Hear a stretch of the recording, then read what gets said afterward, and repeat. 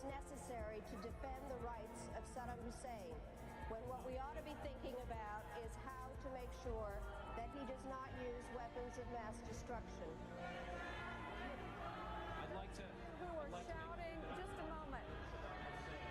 I'm not defending him in the least. What I am saying is that there needs to be consistent application of U.S. foreign policy.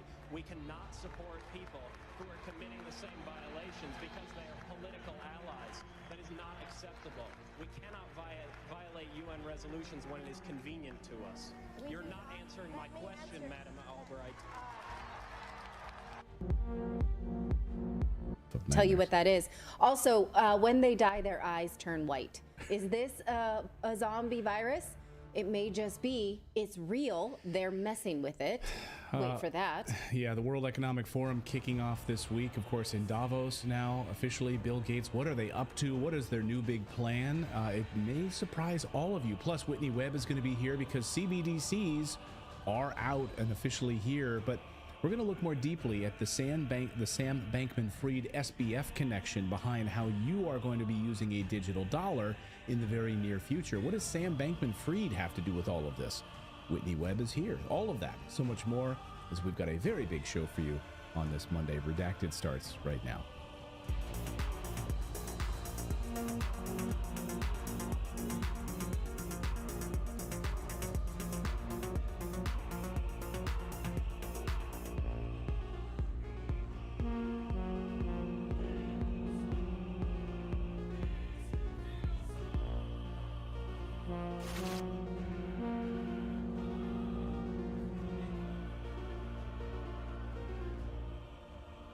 Welcome to your Monday. Thank you so much for joining us over at Redacted. Clayton's polishing his glasses. While he does that, I will let you know that I'm Natalie Morris. He's Clayton Morris.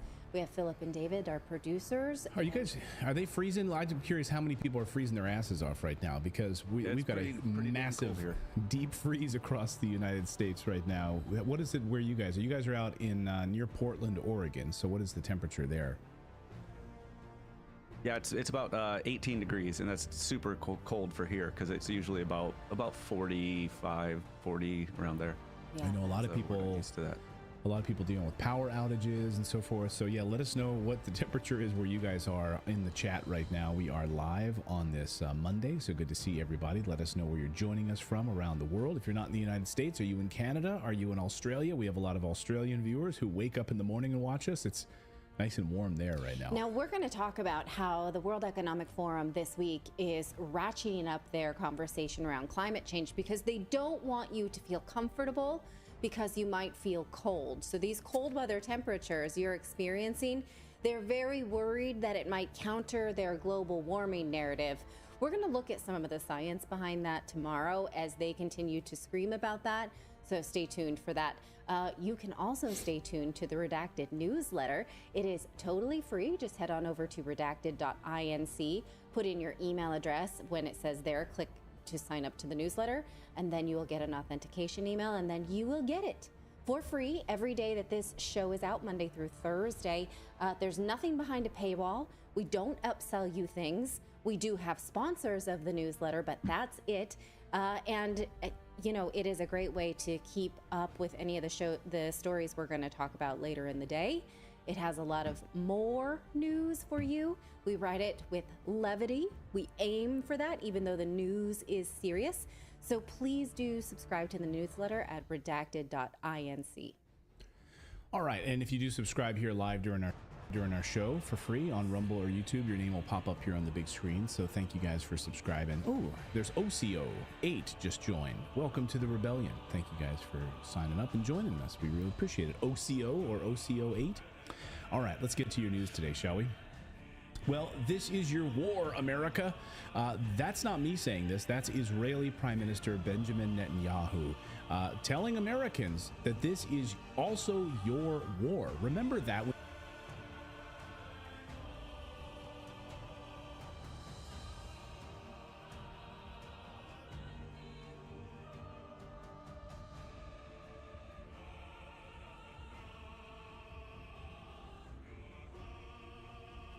when you go to sleep tonight. Saturday, Israeli Prime Minister Netanyahu said he told his secretary, our secretary, well, it might as well be his Secretary of State, Anthony Blinken. I mean, I know it's a Freudian slip, but let's be honest. I mean, come on, who's really calling the shots here? It really is, of course, him. And he said, look, this is your war. You know, we killed nearly 24,000 people. Your hands are dirty in all of this. This is an American war. This is not just an Israeli war. U.S. recruitment crisis, and it's only gotten worse, by the way. So Israel is very concerned. Why are they so concerned about this? Yeah, wait a second. That's none of your damn business. Right.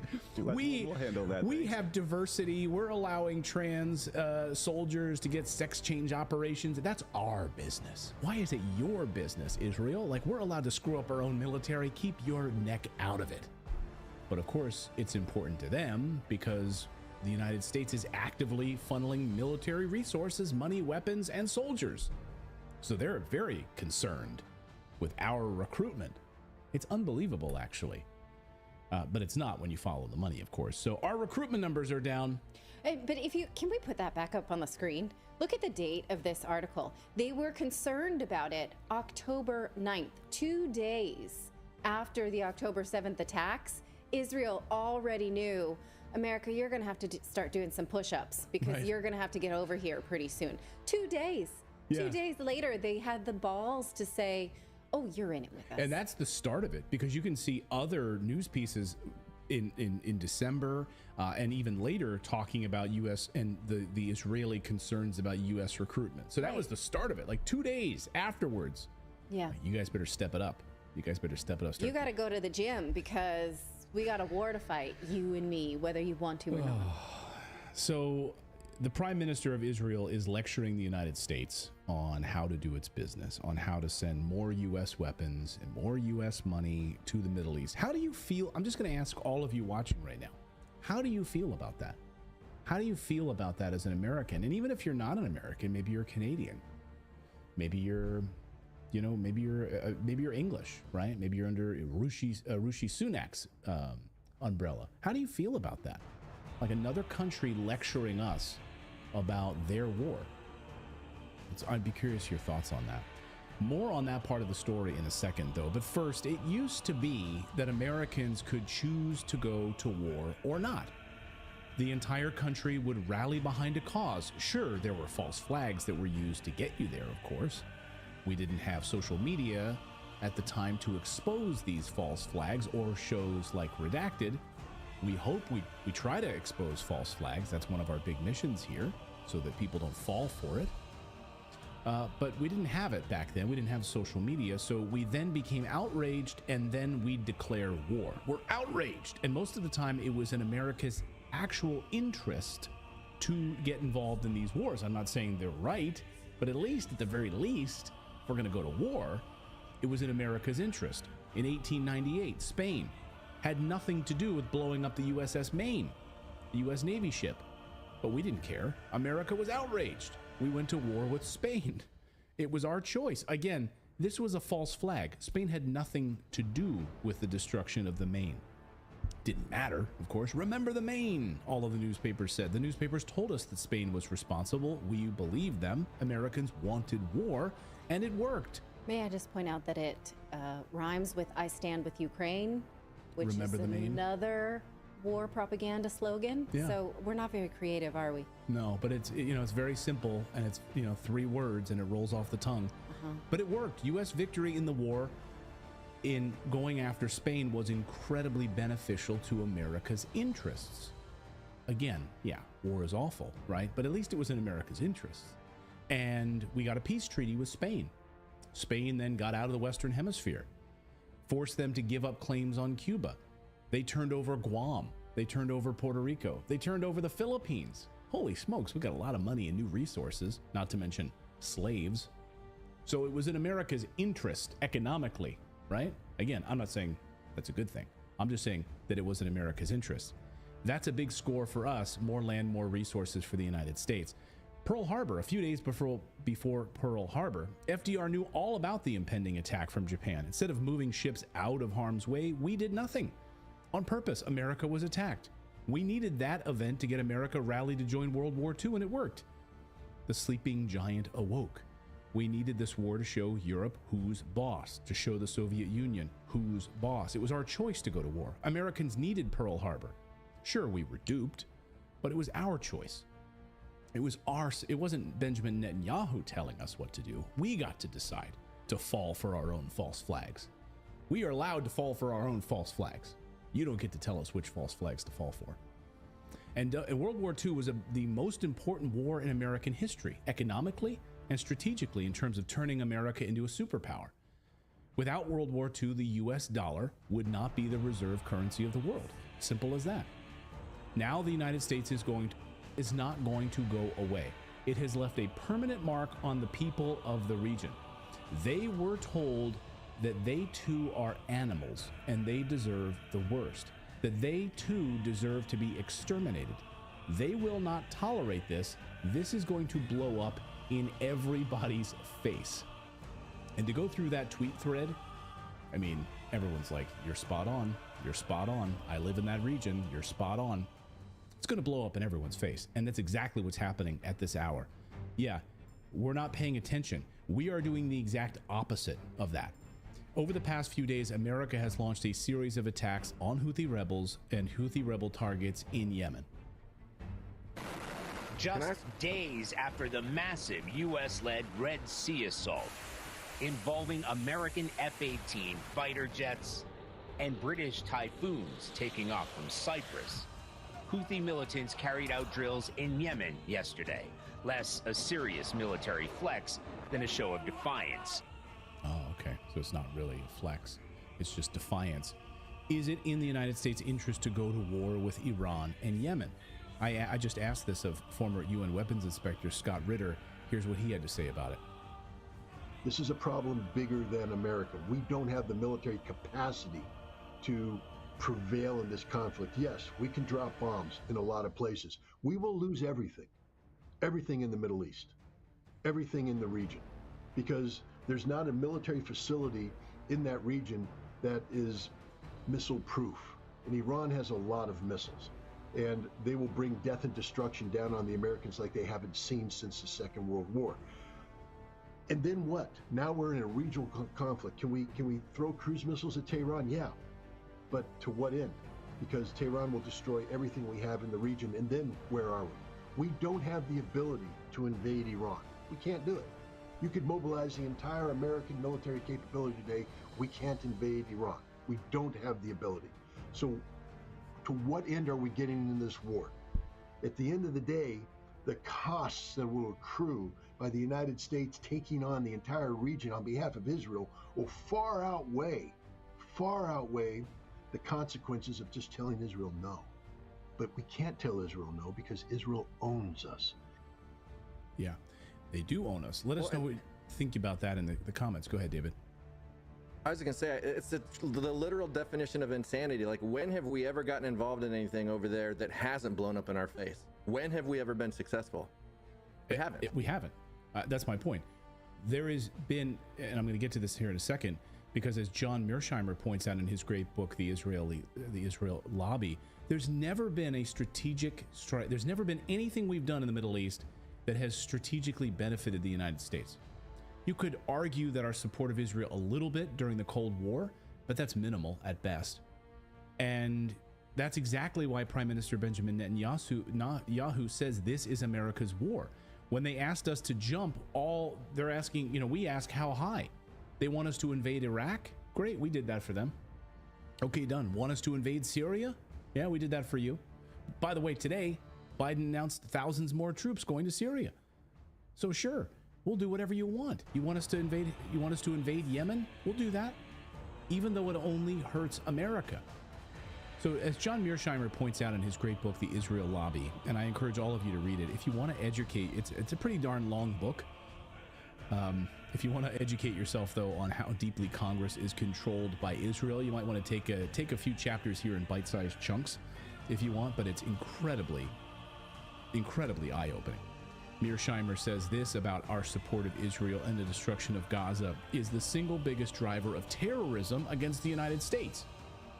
As he writes, an even clearer demonstration of the connection between U.S. support for Israel and the anti-American terrorism is the case of Ramzi Youssef, who masterminded the first attack on the World Trade Center in 1993 and is now serving a life sentence in the U.S. prison.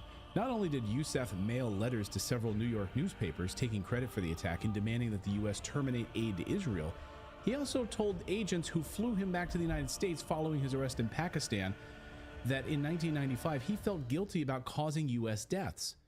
But as Steve Cole recounts in his prize-winning book Ghost Wars, Youssef's remorse was overridden by the strength of his desire to stop the killing of Arabs by Israeli troops, and by his belief that bombing American targets was the only way to cause change. Can you imagine? Like, it's the only way. It's the only way I'm going to wake people up. That's it. I have to bomb American targets. It was the same thing that the Orlando nightclub shooter felt. Exactly. Yeah, exact same. So when we most of the time, the terrorist attacks are on our own shores, are motivated by our own killing of civilians. Yeah. So and we sit here and wonder why Russia doesn't want us on their borders. Yeah. So here's what he goes on to say this in his book. A 2004 report by the Pentagon's Defense Science Board. This is by the Pentagon. The Pentagon's Defense Science Board concluded that, quote, Muslims do not hate our freedom, but rather they hate our policies. And the 9/11 Commission acknowledged that it is simply a fact that American policy regarding the Israeli-Palestinian conflict and American policy in Iraq are dominant staples of popular commentary across the Arab and Muslim world. What kind of policies do they hate? Well, they hate our support of genocide, that's for one thing, and carrying out bombing attacks in Gaza. Over the past 24 hours, we've now learned that the United States is not sitting on the sidelines carrying out genocide in Gaza. No. They're actively involved. The Biden administration is actively involved with the Air Force team to target, for Israel to target targets in Gaza using the Air Force. So about that genocide being carried out in Gaza, that will come back to haunt the United States. Mark my words. Mark the words of Colonel Douglas McGregor and others, and Mearsheimer. But don't worry about any of this, because Biden mouthpiece John Kirby yesterday said they're pushing Israel to go into what he calls now a low-intensity bombing phase. Low intensity. Watch.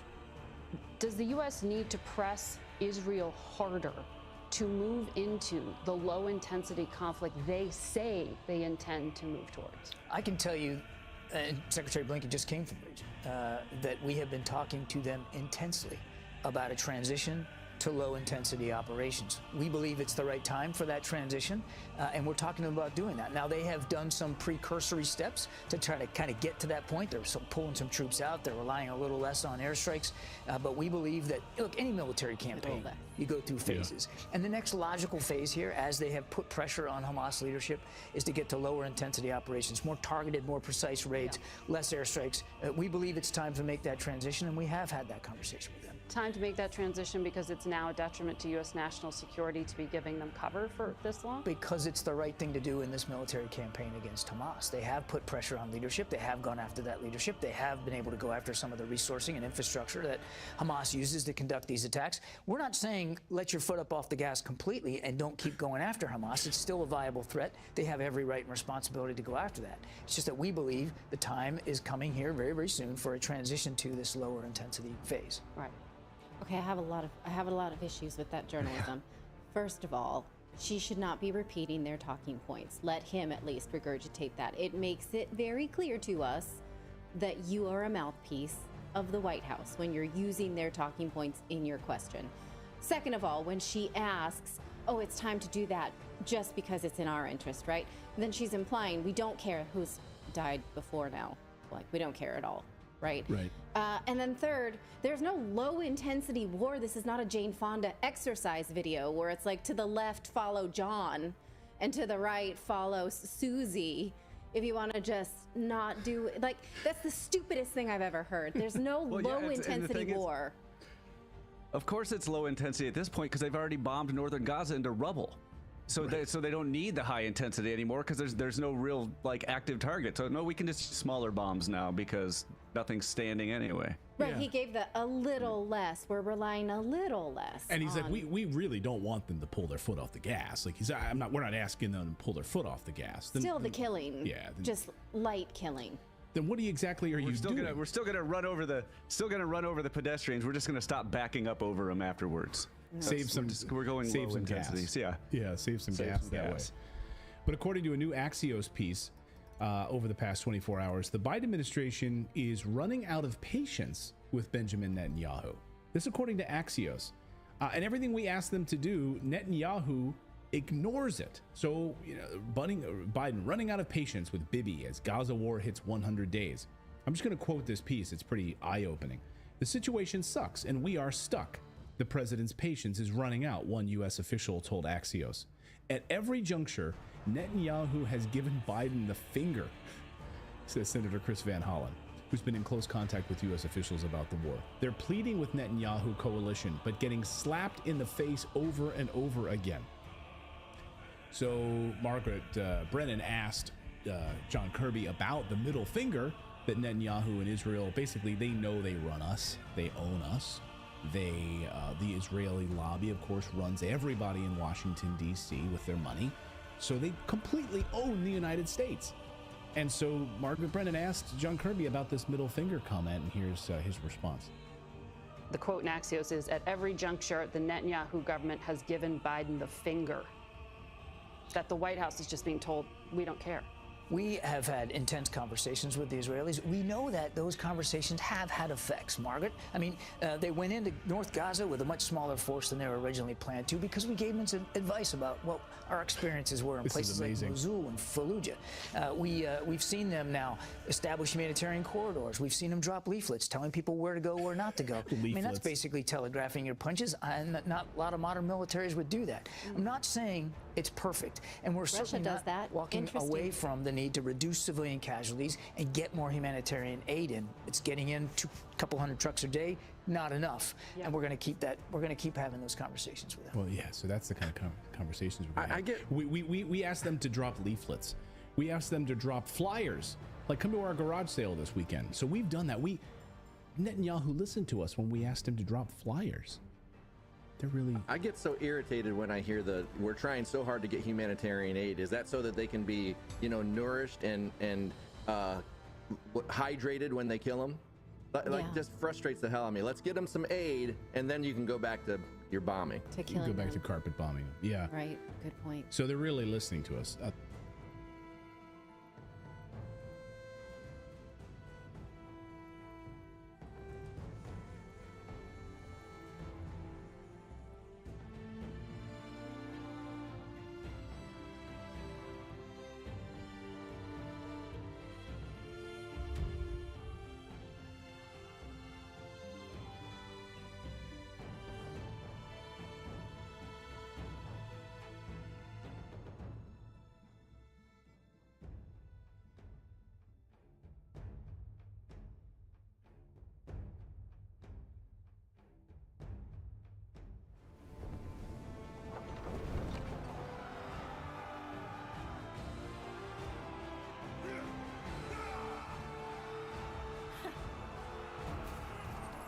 Here, joining them.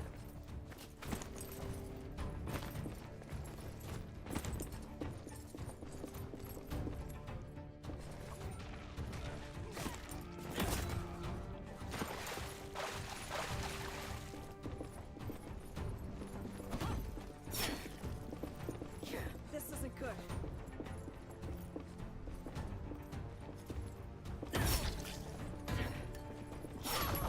You tried.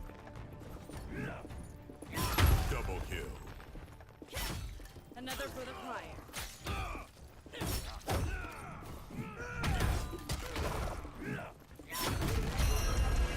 And the flame. Too slow.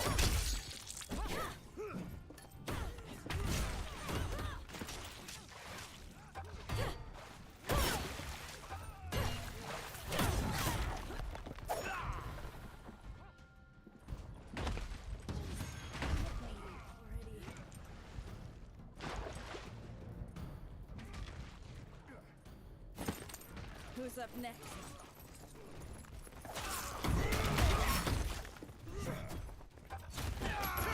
Enemy down.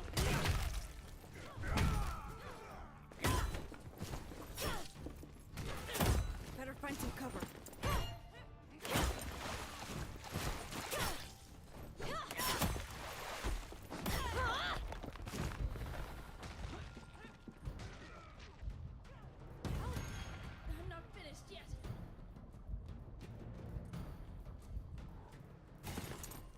Let's end this quickly.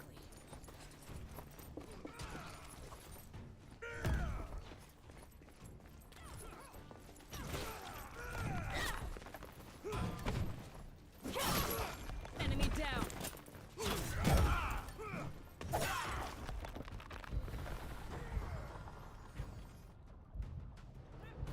This way. Let's end this quickly.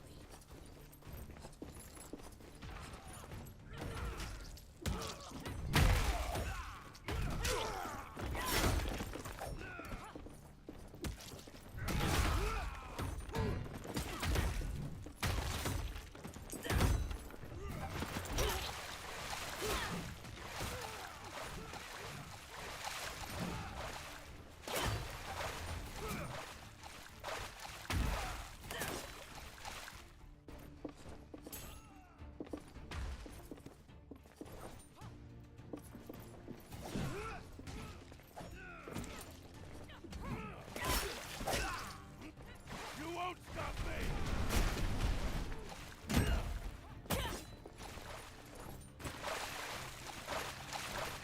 enemy has made it halfway.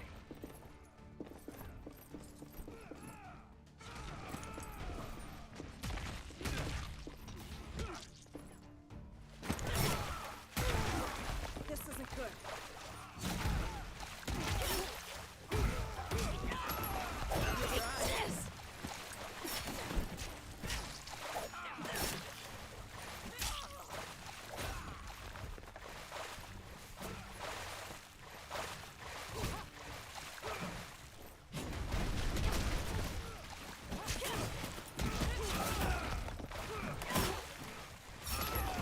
Should have thought twice.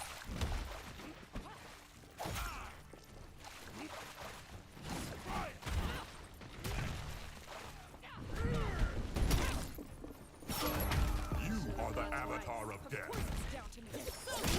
Double kill. Another for the prize. Triple kill. Your terror rings out.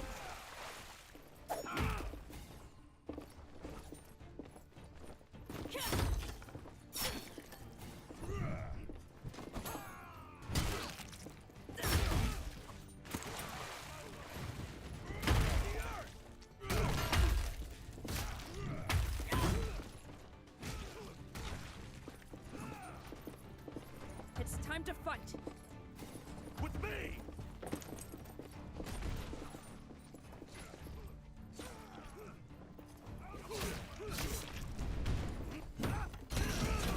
Am the flame. I've returned from the flames.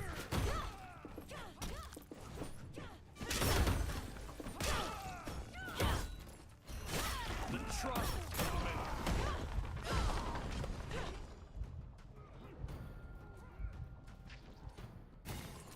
Who's up next? Don't let them break your spirit.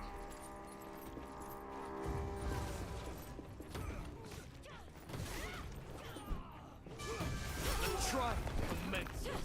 You won't stop me! And that's for your sins.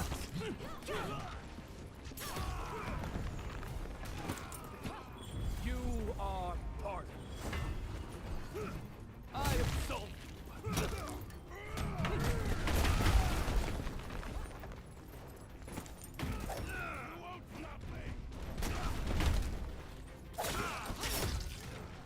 I am magic. Hunt.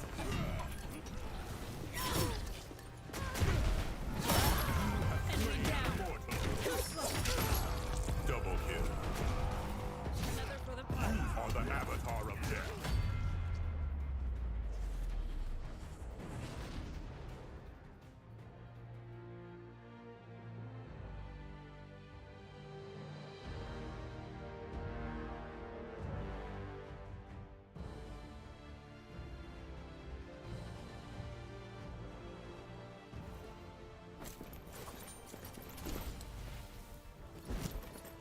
Didn't think I could pull that off, did you? I am magic itself.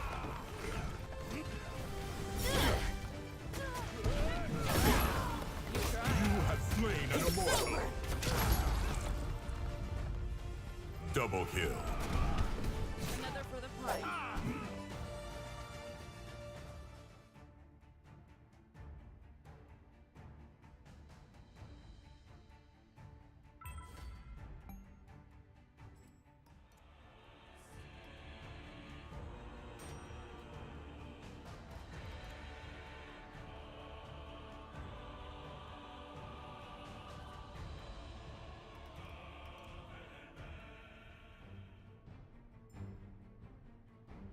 The double standard is clear. Support for Israel is more important than the United States.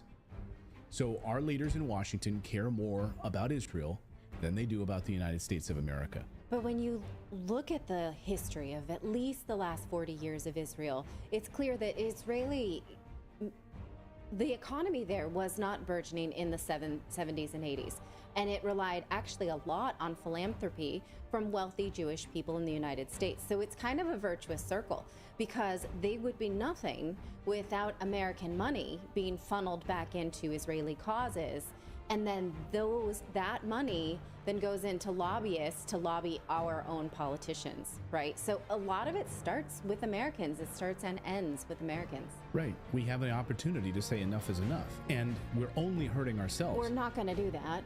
No, I would encourage everyone to read John Mearsheimer's great book on the Israel lobby. It's a very encourage everyone to say enough.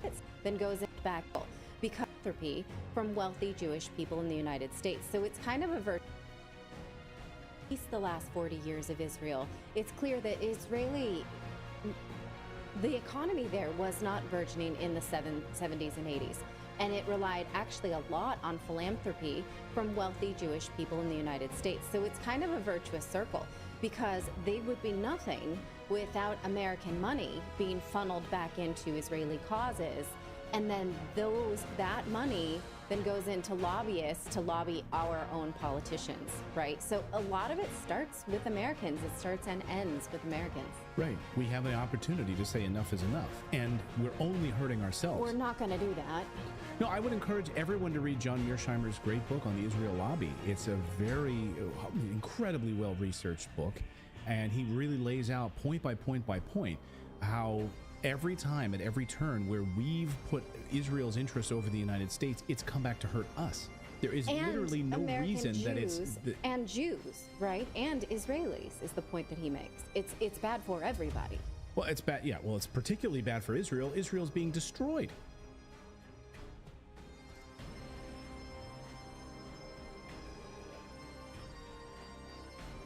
Escort the war machines and destroy the enemy's totems.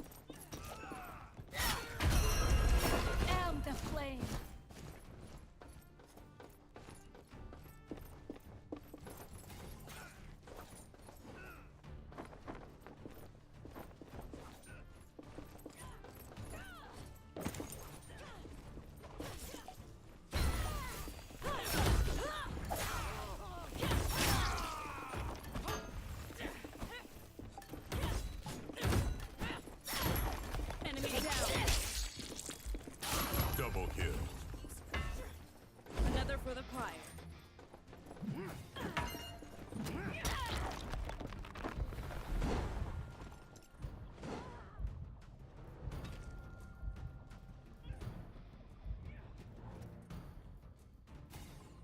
Let's end this quickly.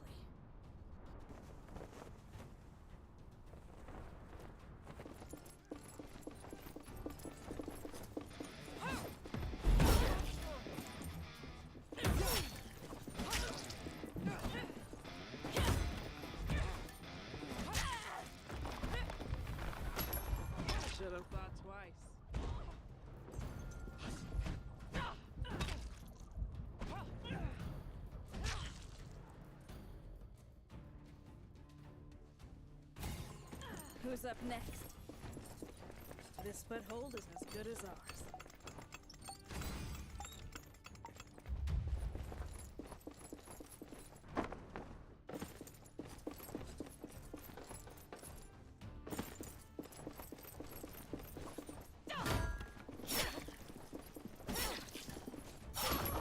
Enemy down. I found the enemy.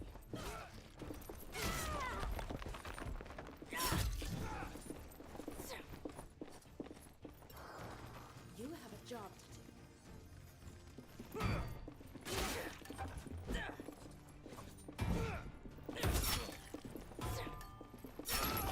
Enemy down.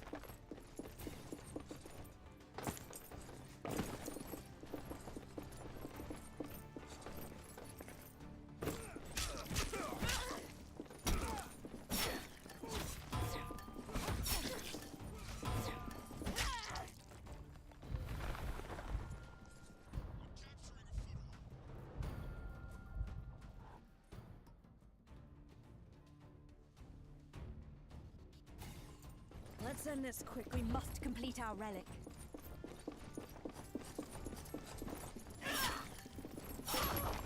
Should have thought twice. This foothold is as good as ours.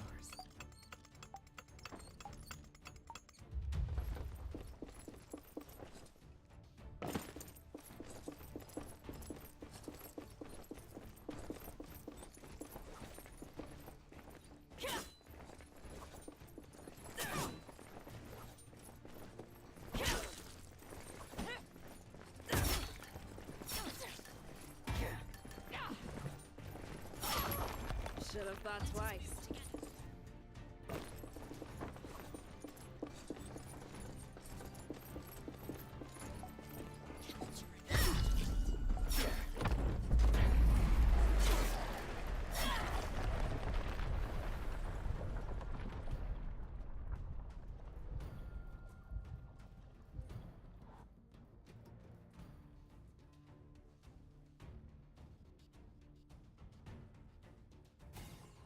Let's end this quickly.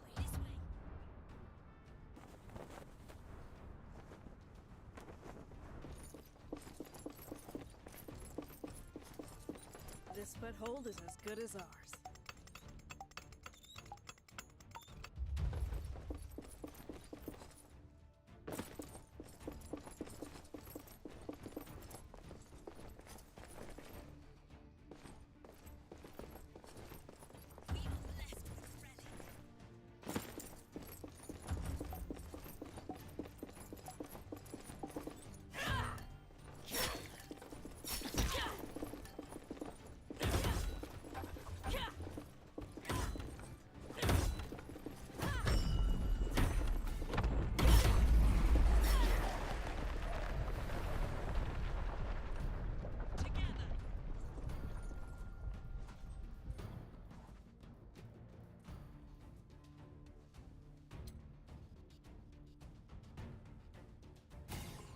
Let's end this quickly.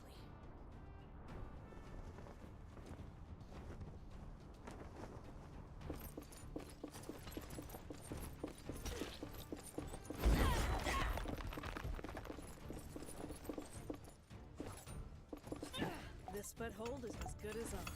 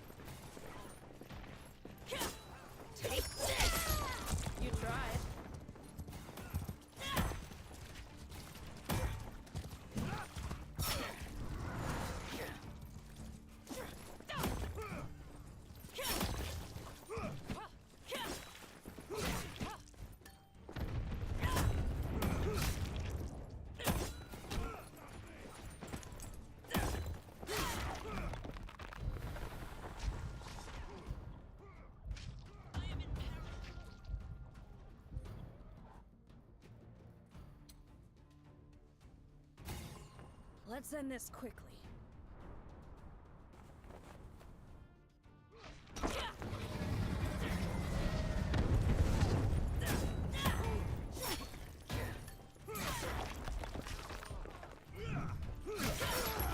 Enemy down. Double kill. Join your friends in the afterlife.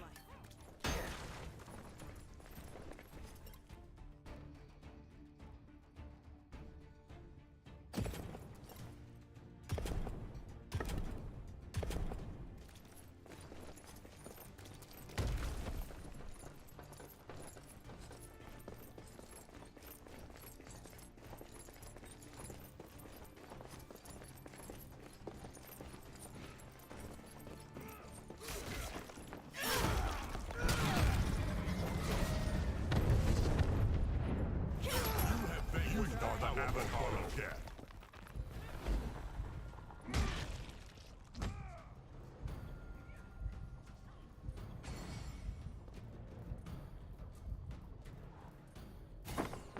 Let's try something new.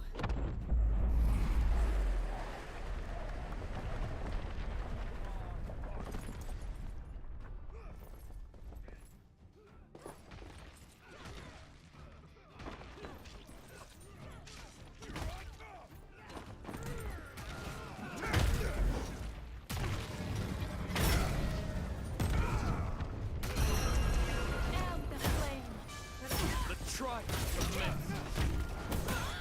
You are part of it.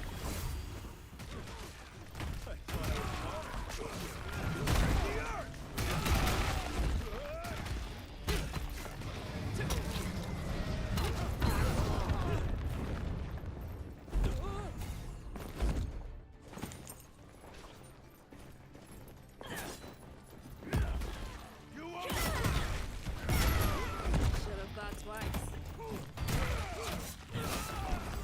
The entrance.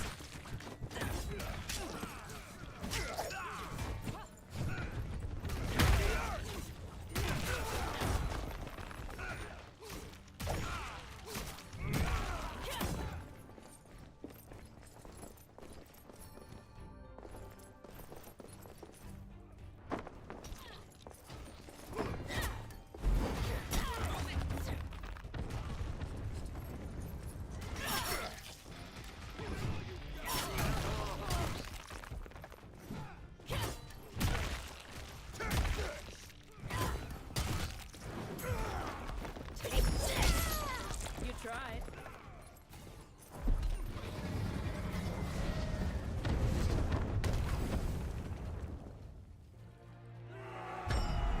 We are victorious.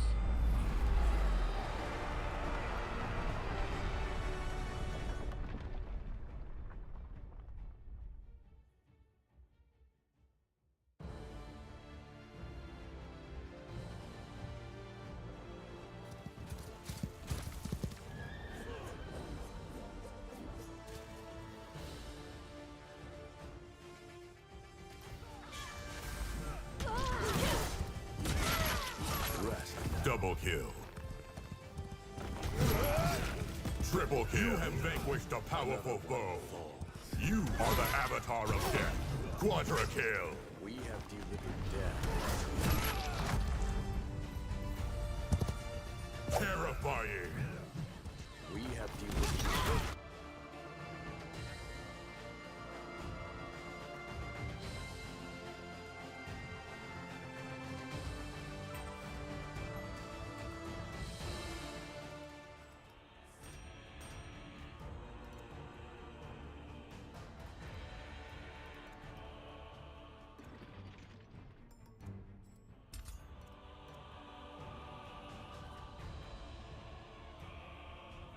Israel, I don't know that Israel can really come back from this in terms of survivability. I mean, they're going to be, as Colonel McGregor has pointed out, this could, first of all, it'll be the end of the Netanyahu government, but it could very well alter the course of Israel forever as a result of what they're doing here. Yeah. So going to war in Yemen and Iran, hurting the United States, it could be the greatest, I'm going to say this, it could be the greatest military mistake in U.S. history. going to war against Iran and Yemen. We make them all the time.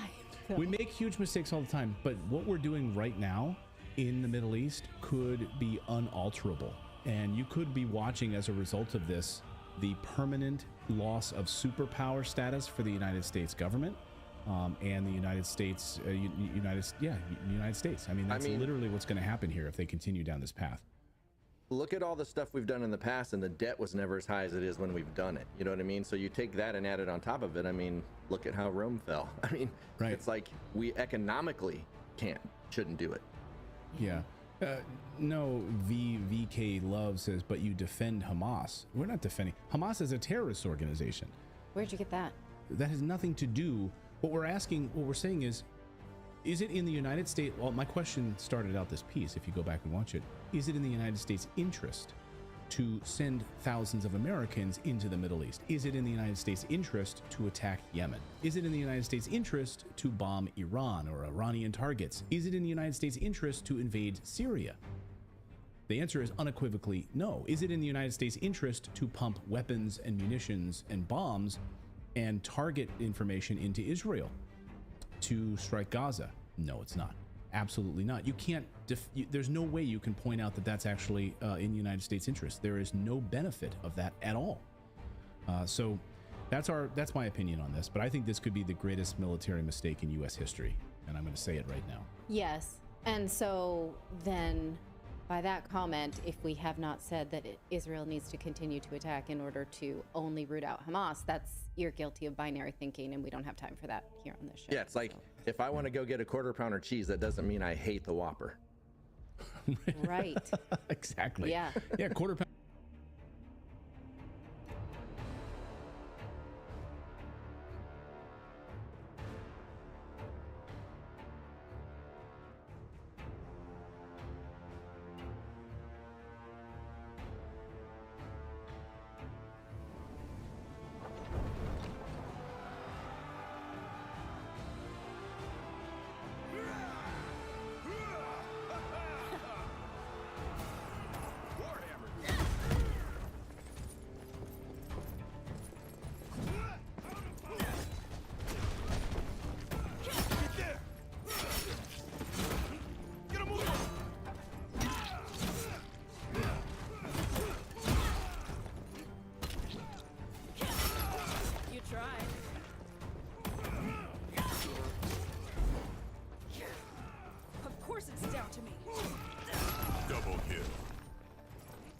Join your friends in the afterlife. You have a job to do.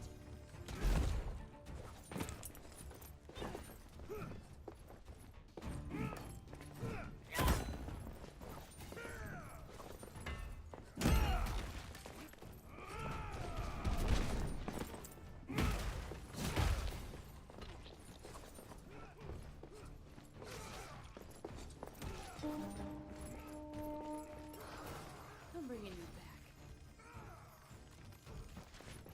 I won't forget this. You won't stop me!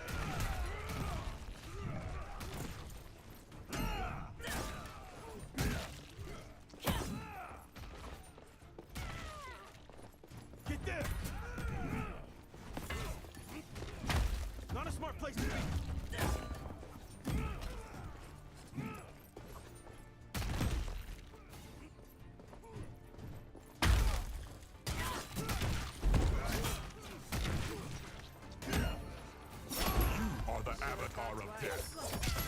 Double kill.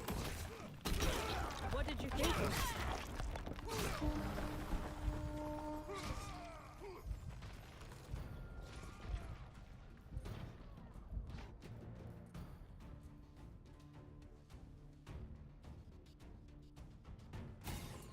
Who's up next? Enemy down. It's down to me. This way!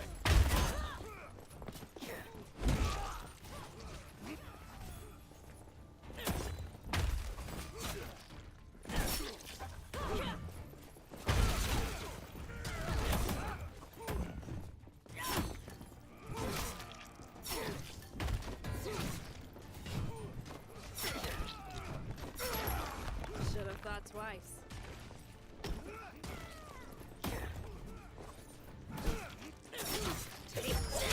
Double kill. Another You for the are prize. the avatar of death.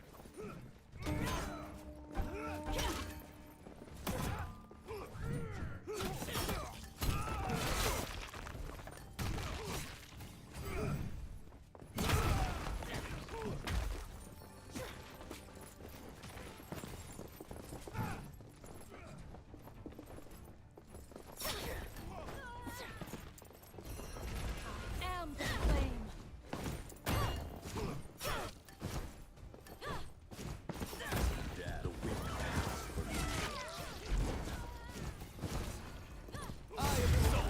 This isn't good.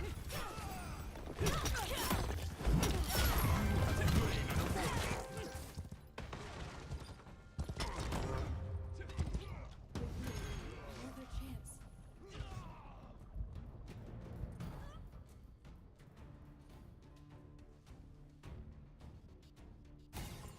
Who's up next?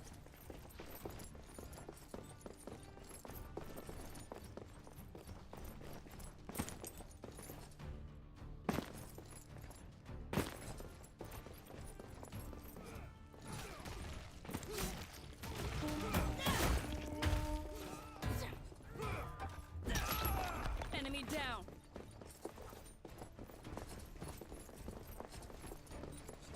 Retreat!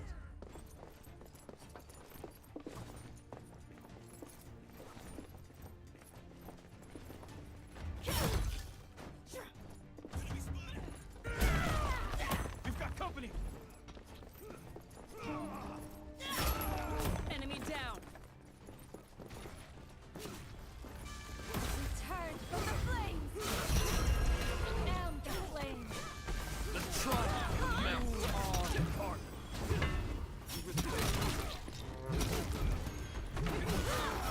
Are there no mortals left to aid? You are the avatar of death. Double kill. They are You have slain an immortal. Triple kill. Join your friends. A cry of terror rings out.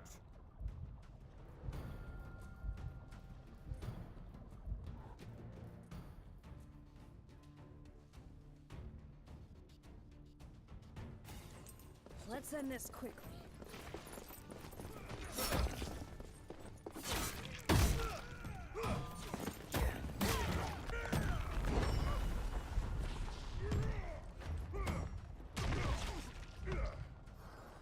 This need. Maybe I should take it.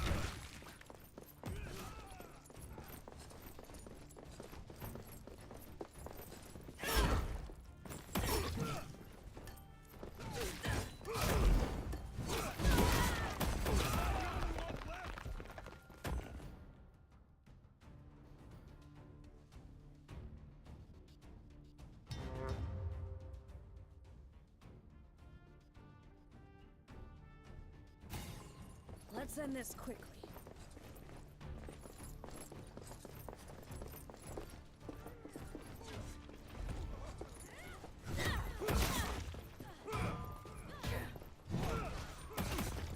Are we there yet? Guess it's down to that. This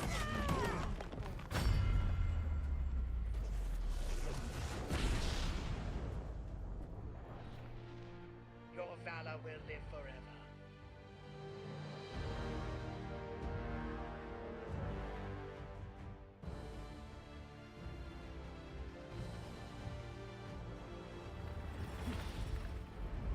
Easy battle. Almost a waste of my talent. Let's have some payback.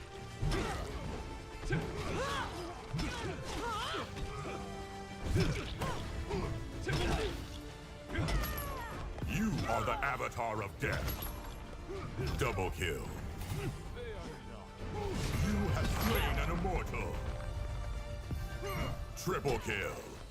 What did you think of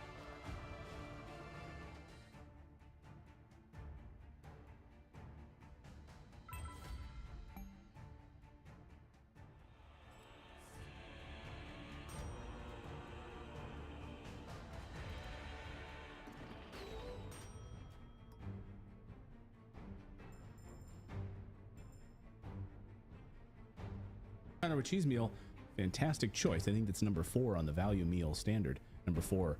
I think number 7 is the filet of fish. Yeah. Number 8 is the filet of fish. Yeah, I can't deal with that reductionism. So yeah, I don't have time for that. No, we're past that. Like that ship has sailed many months ago. So that means you support what happened on October 7th? Right. No. Come on, stop it. Stop this ridiculous, reductive thinking. I also want to know, why did Israel allow October 7th to happen? And they knew about it well ahead of time and told their military to stand down on purpose. So now the United States is embroiled in this. That's a better question. Why did they do that? I would love to get to the bottom of that, but they won't allow an investigation of it. Netanyahu will not allow an investigation of what happened on October 7th, of course, because they don't want the answers. All right, we've got more news to get to here on your Monday. We're going to look at the new zombie brain infection. I believe it's being called, Disease X, at least. That's the placeholder name for what they're calling this thing. We have 2 different terrifying diseases. One that the World Economic Forum is warning us about, that they don't know what it is, but they're saying it's super fatal. And another that does exist in a lab in China, which has 100% fatality rate. And before the mice that were infected with it died, they became lethargic, sluggish, and their eyes turned white. That's great. You're going to want to listen to this. Yeah, plus we've got Whitney Webb is going to be joining us here on CBDCs. The central bank digital currency is erasing the U.S. dollar. Paper currency, of course, is coming to you. It's already here. We're going to talk about how Sam Bankman-Fried and FTX is intimately involved with the rollout of these CBDCs. We're going to talk with Whitney in just a few minutes here on the show. But first, we want to tell you about our friends over at Ramp, because if you would like a better way to simplify your business finances across expenses, vendor payments, and accounting, then Ramp could be a game changer. Feel like your finance software isn't cutting it, or maybe it's just not fun and sexy enough? I know for myself, I like my finance software to be fun. If you want the latest and greatest in financial software and simplify spending and help you save time and keep you from getting trapped in busy work, then check out Ramp. Ramp gives finance teams unprecedented software. I don't have an average of, so get 51 more. That went Go name, by the way, Derek writes, and he's a Rebel VIP member. He's been a Rebel member for 27 months. Thank you, Love Derek. it. Derek says, missed you all. It's been a while. Since I've caught you guys live. I was in a bad car accident on New Year's Eve. Oh. Thankful to be here and thankful to be alive. Keep speaking the truth. Well, much love. We're praying for you, Derek. Hopefully, we would have missed you. Yeah. We recognize your name going by all the time. Thank you, Derek. Hopefully You're doing better and recovering. New Year's Eve is a crazy time, of course, to be on the road as well. So sorry to hear that. The amazing Blumpkin, thank you for your $5 super chat. Look at Kirby's black eyes, a doll eyes. He's pure evil. That's right. Ellen Vital, $2 super chat. Thank you. D. Frank says, $5. I don't think you understand what interest means. It's a dog whistle for oligarchical opportunity, like both world wars and Vietnam. Thank when you we for talk that. about our interest in war. Interest in war, exactly. Lee, $4.99 super chat, and started today, and we found this panel called Preparing for Disease X. AstraZeneca's CEO will be on the panel, so will Dr. Tedros from the World Health Organization. They're saying Disease X could be 20 times more fatal than COVID, and so they're prepping for it. They don't know what it is, but they know it will be more fatal. Is that a wish list? right, how do they know that it's going to be more fatal? I mean, it's like the American, Congress passed a bill recently about Disease X. Like U.S. Congress back about 6 months ago passed a resolution on Disease X. Okay. For the rollout and preventability of this highly deadly disease. We don't know what it is yet. We know it's coming. Hush here, joining us.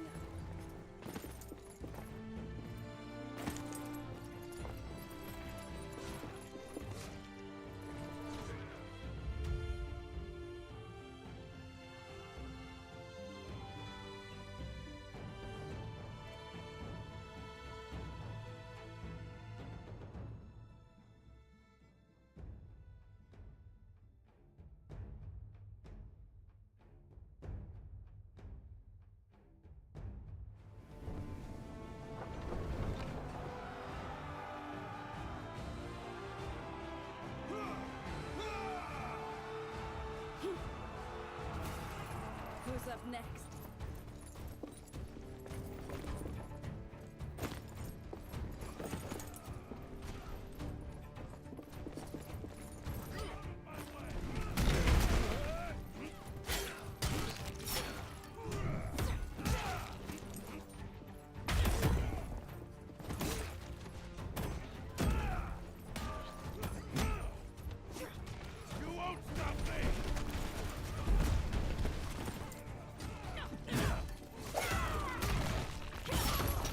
Should have thought twice.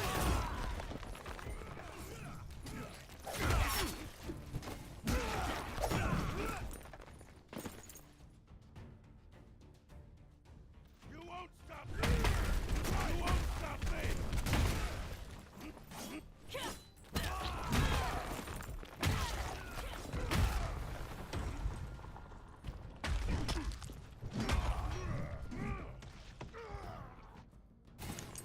Who's up next?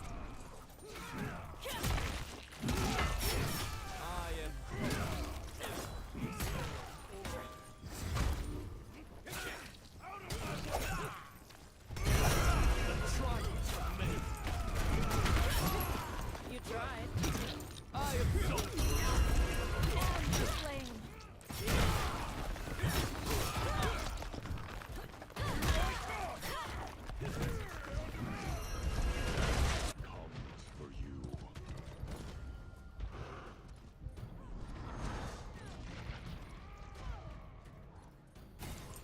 Who's up next?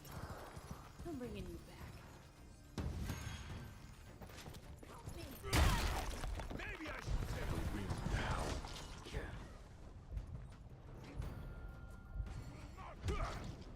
You won't stop me!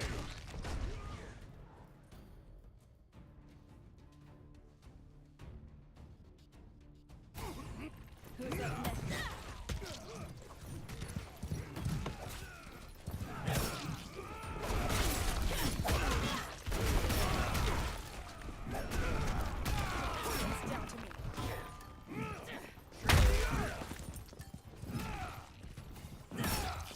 Guardian deployed.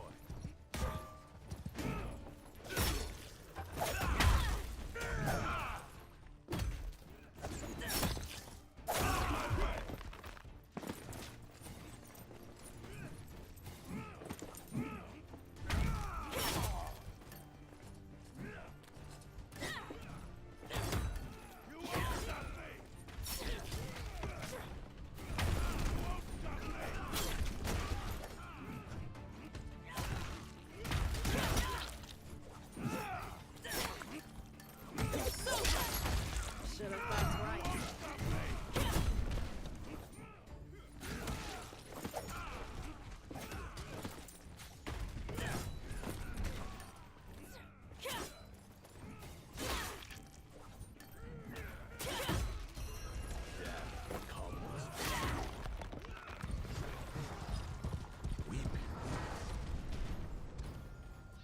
The enemy is halfway to victory. Let's end this quickly. I'm bringing you back. I won't forget.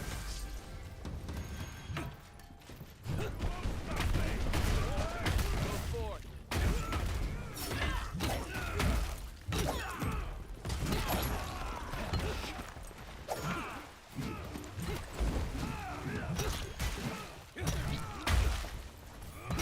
Double kill.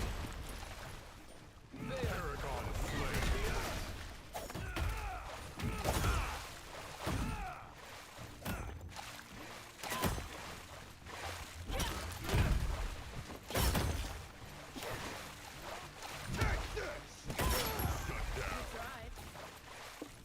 You are the avatar of death.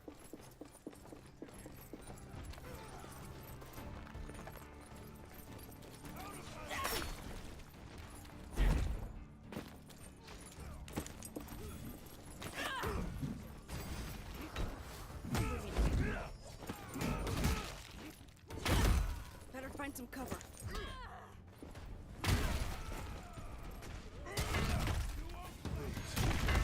My people need me.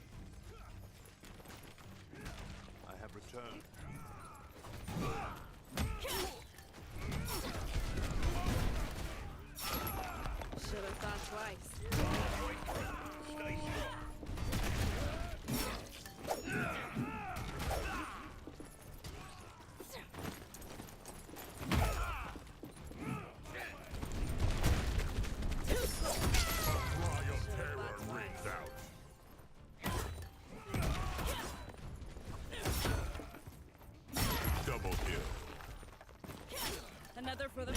Triple kill. Another for the fun. Quadra kill. Join Terrifying. your friends in the afterlife.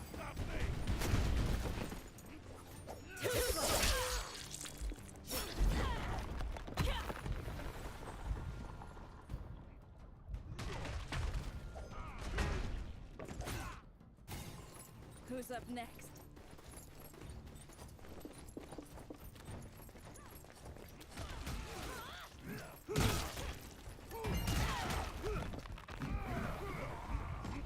It's our last chance.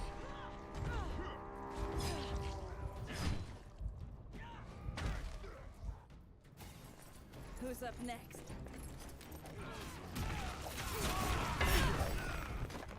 I am. I grant clemency.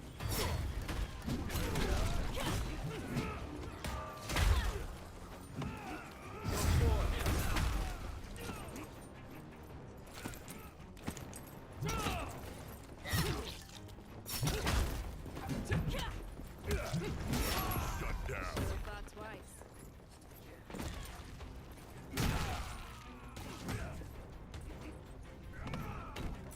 You won't stop me.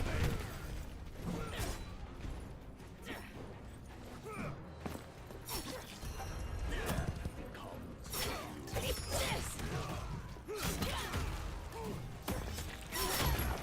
Should've thought twice.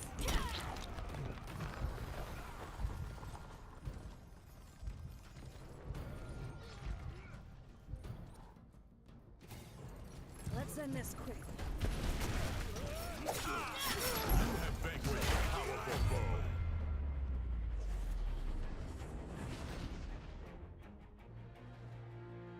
We have lost the battle, but not the war.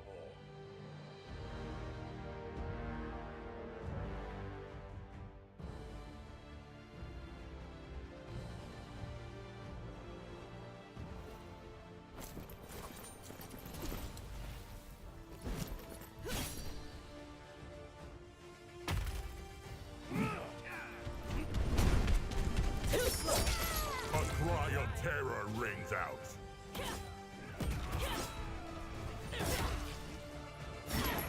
Double kill. Join your friends in the afterlife. Triple kill. What did you think? Quadra kill. Terrifying.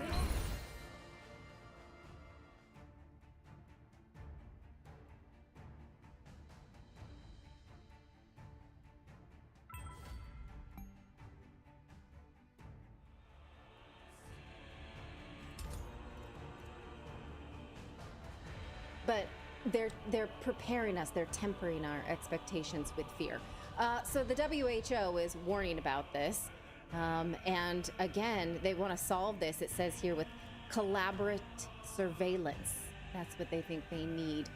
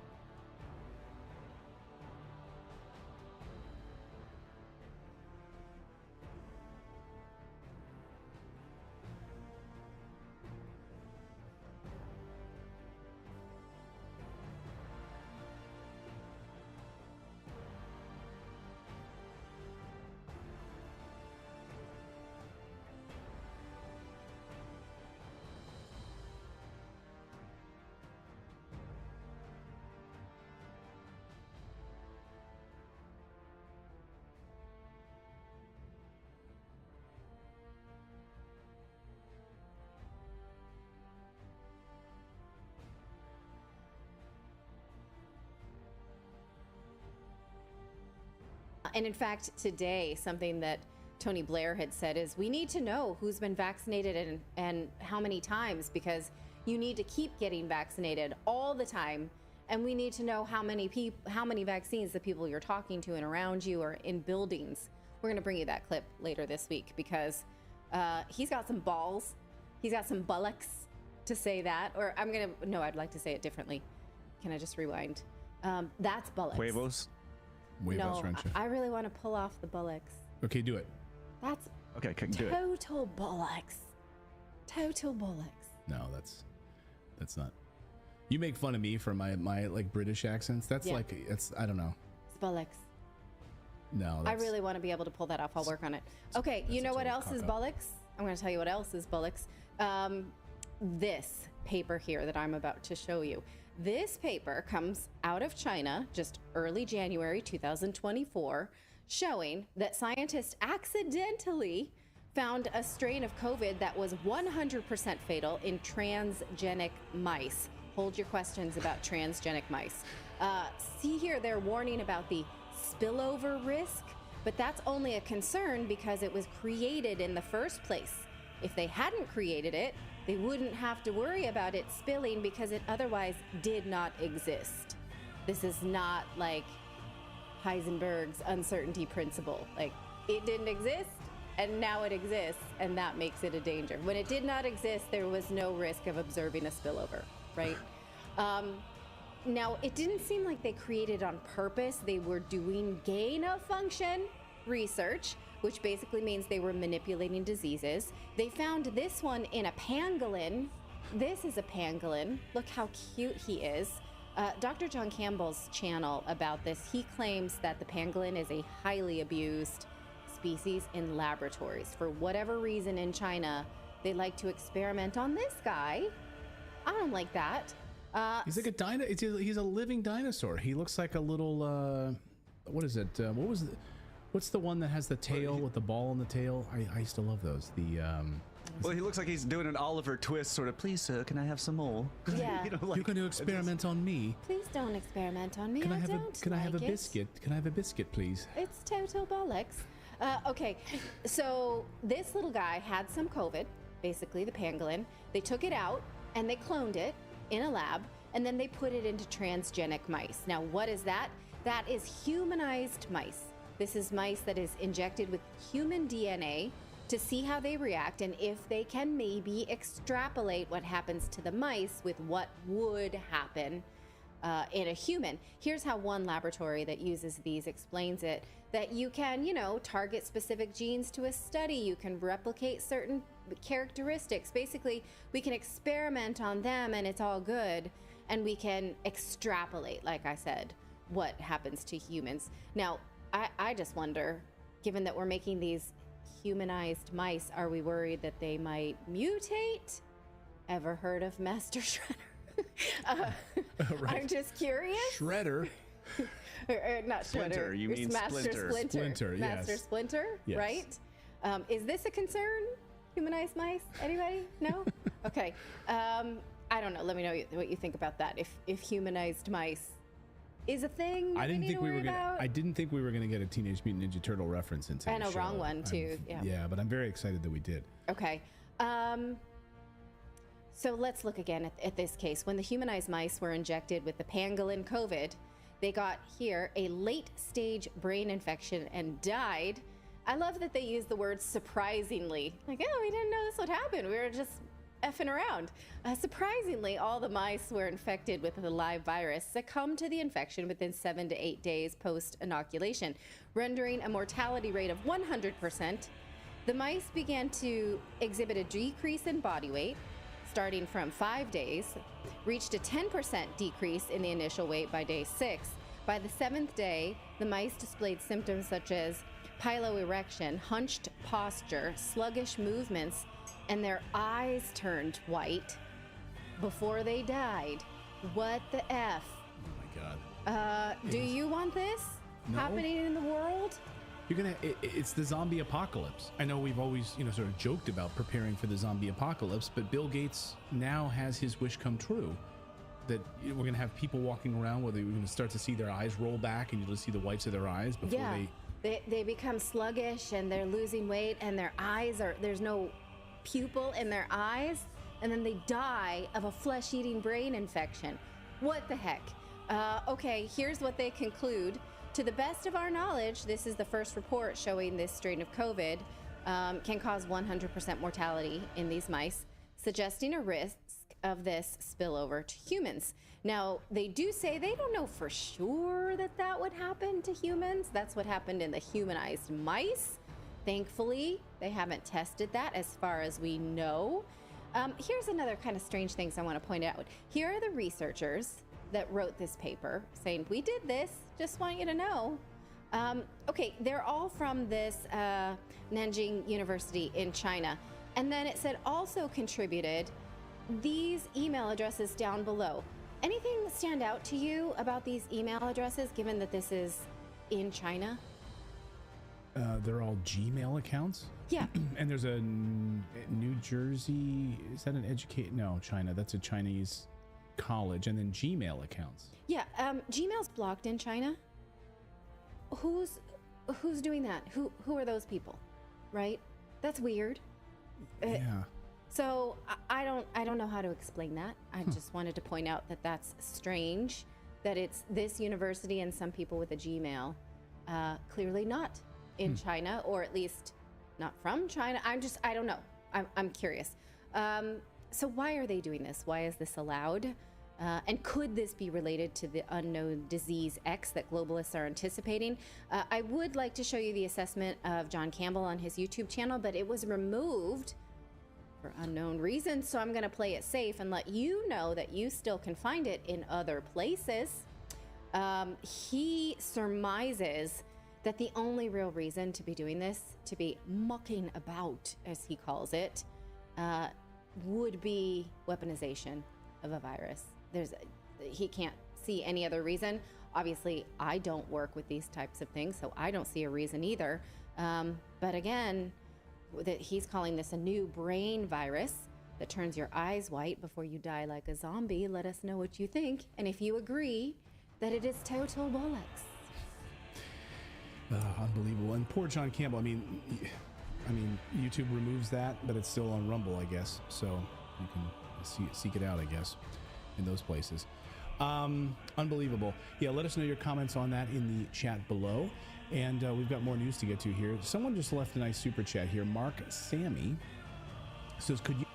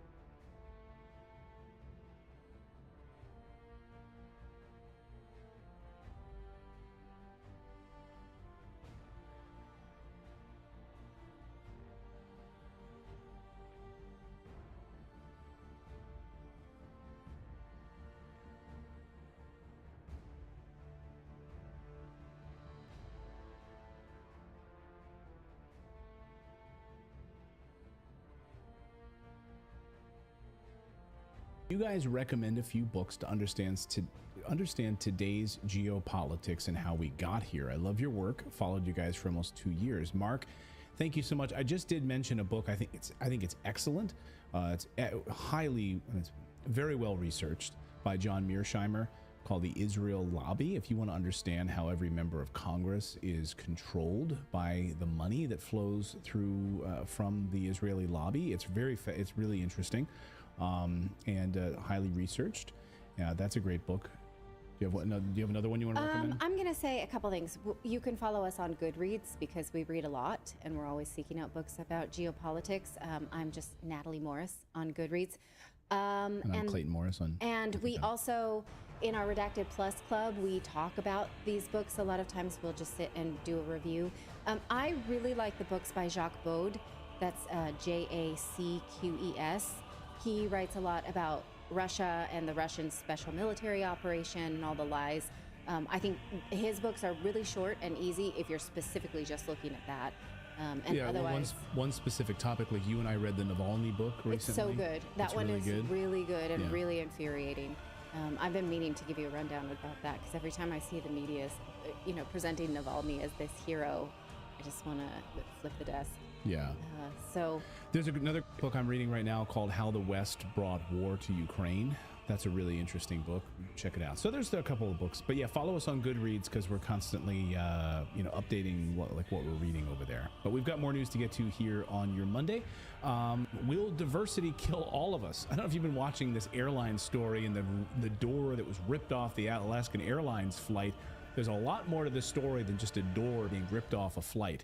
What is going on in the airline industry? Are they trying to purposefully ground all flights so we don't have commercial aviation anymore? Well, AOC, of course, as part of her Green New Deal, doesn't want commercial airline flights really anymore at all. So maybe this is all part of the plan.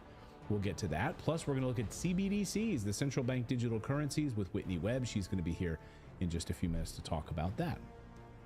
But first, let's tell you about our friends over at BioOptimizers, because right now you can get a nice discount if you use our coupon code REDACTED. You have to enter the promo code REDACTED. Now, if you want a good night's sleep, I'm telling you, magnesium is the way to go. Their Magnesium Breakthrough by BioOptimizers. If you have trouble sort of winding down at night or tossing and turning throughout the night, all natural magnesium has over 300 enzymatic reactions in the body. Pretty much every function in your body gets upgraded to the next level when you take magnesium. From the quality of your sleep to your brain function, from metabolism to stress levels. And let's face it, even if your 2024 resolution is not to focus on your health, as it is for me, I want more sleep this year. I want better sleep. I'm going to be eating better this year. Started my weight routine again, and it's all going to be helped and amplified by taking magnesium as a supplement. So do yourself a favor, get 10% off any order right now by going to biooptimizers.com/redacted and get 10% off. Again, the coupon code is redacted to get 10% off any order that you make. Again, that's biooptimizers.com/redacted. Our thanks to them for supporting the show. Thank you to BioOptimizers. All right. And for any British viewers, I think that the word bollocks is kind of a swear word. So yeah, it's the same as saying, as people pointed out, it's like saying bullshit. Bullshit. Yeah. Okay. Yeah. So I didn't warn you for that. Usually if I'm going to curse, but to us, it just sounds nicer, like bollocks. Yeah. Sounds nicer than, to us. To us. But if you're British and you really don't like that word, why? But also, I'm sounds sorry. Like a fantastic word. Yeah. If I was British, I would use it all the time. All the time. Yeah. Okay, but we can't get away with I just want to go back and watch the numbers and see geographically how many British viewers we lost with our butchering of the accent. I don't think any of us nailed it. We didn't. We've been butchering the English language for a long time, so that's okay. Okay. Well, diversity hires may get people killed. That's the conversation happening online right now because hiring someone for how they look is unstraightened priorities, right? That's pretty clear. Your priority should be, can they do the job in a great way, unless that person's a model. This doesn't mean diversity is bad. It means prioritizing diversity is stupid. This is referred to as DEI hires. It means diversity, equity, and inclusion. You see this splattered all over X. On the face of it, that sounds nice, but not when that's a priority over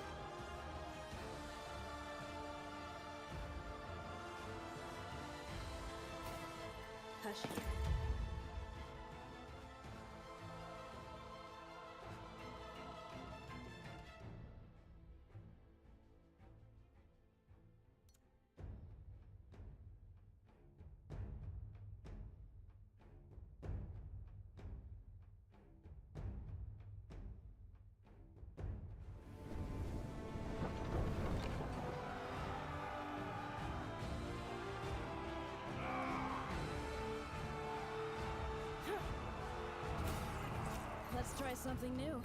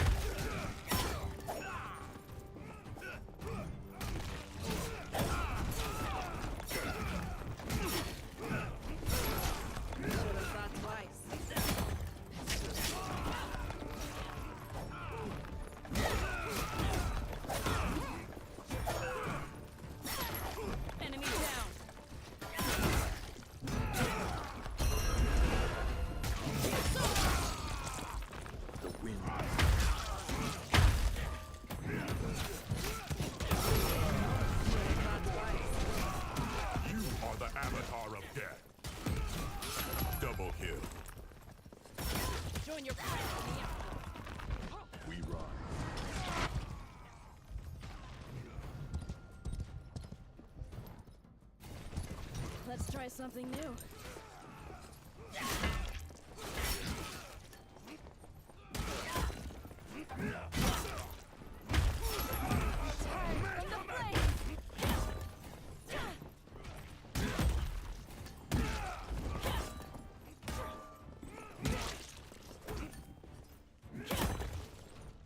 Better find some cover.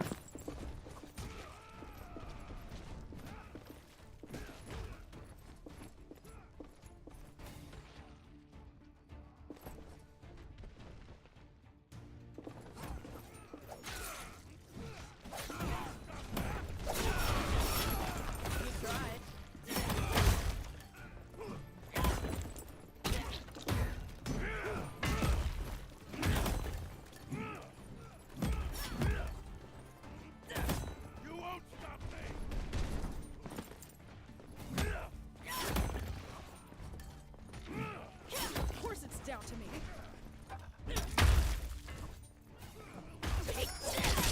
On the double kill death.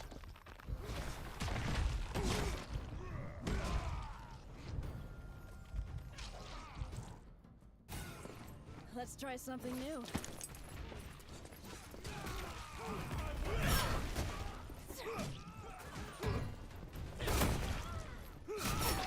Of course it's down to me. Should have thought twice. Double kill.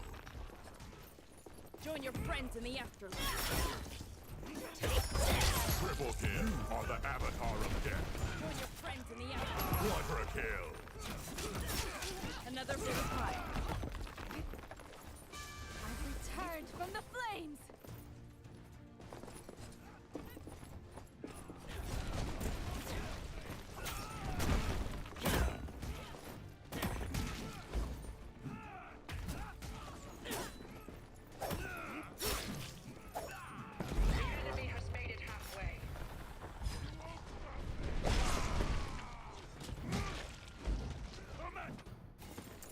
Let's try something new.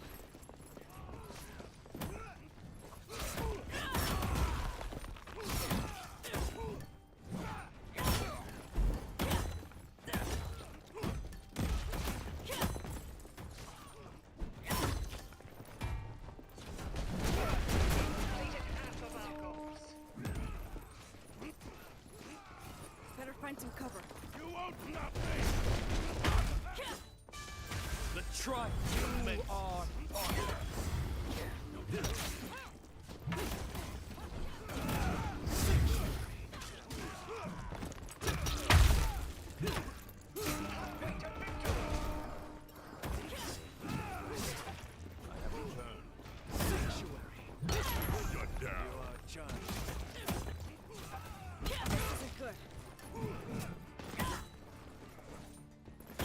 Double kill. Triple kill. Quadra kill. You are the avatar of death. Terrifying. A cry of terror rings out. Raven here. You're welcome.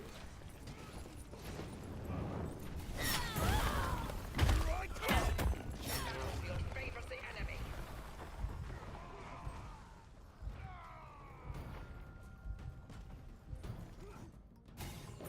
Let's end this quickly.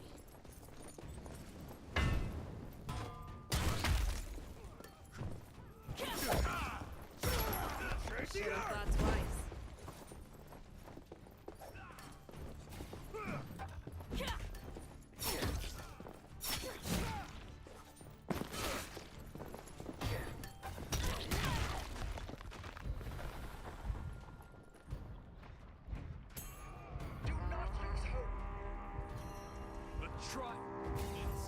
Let's try something new.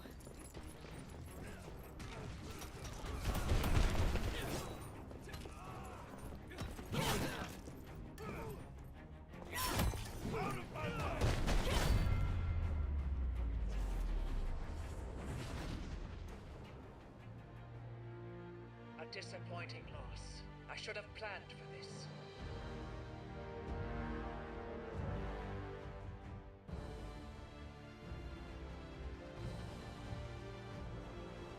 I'll do even better next time.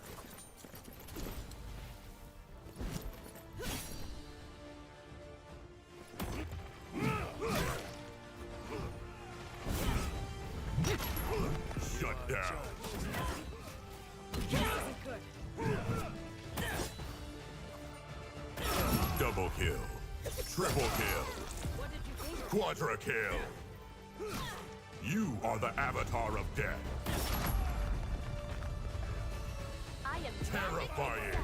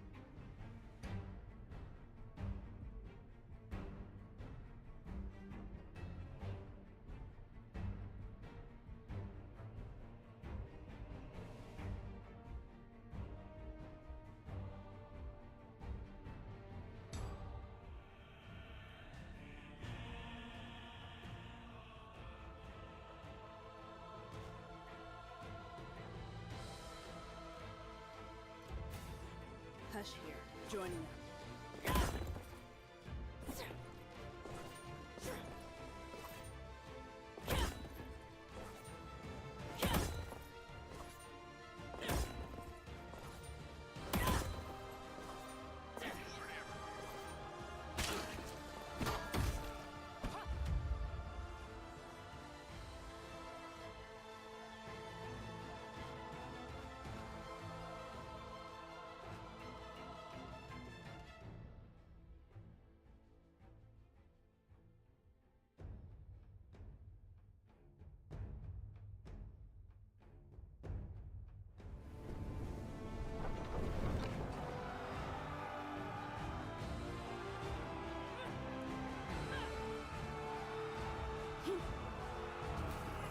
Who's up next?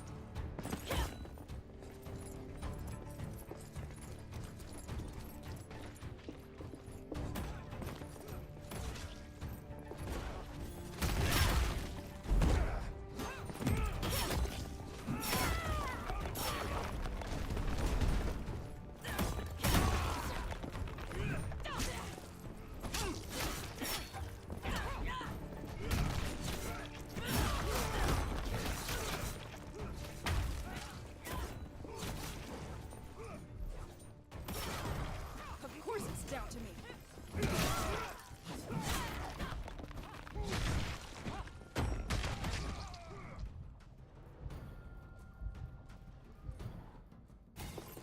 Let's end this quickly.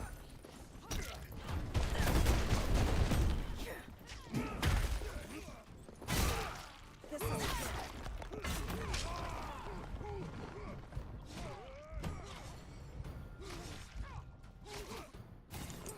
Who's up next? Shut down. Should have thought twice.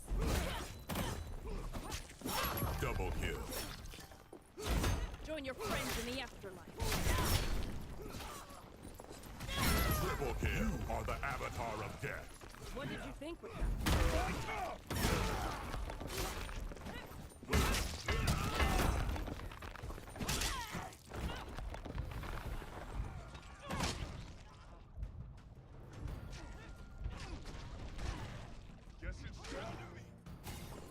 Who's up next?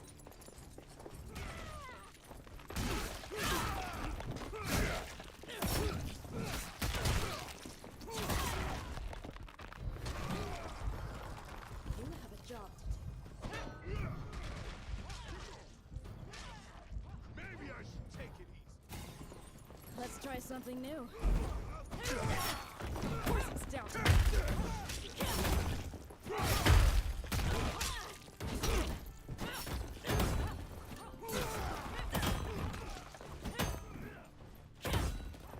The enemy's work is halfway done.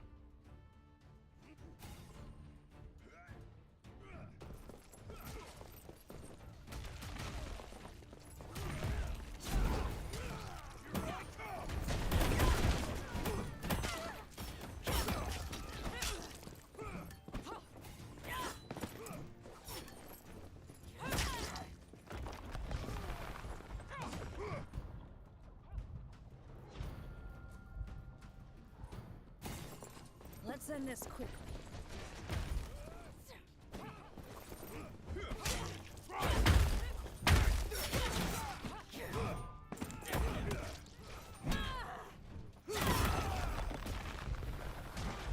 That was fun.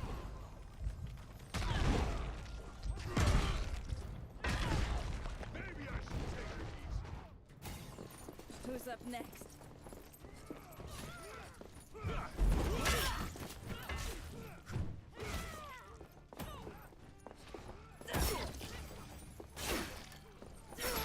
Vanquish the powerful foe. Double kill. Join your friends in the afterlife.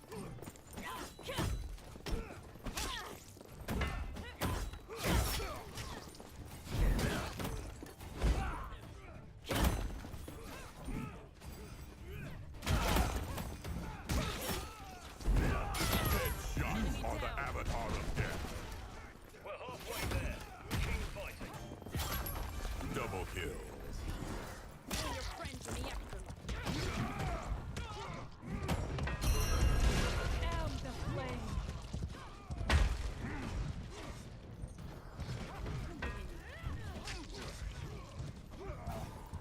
Give it another shot.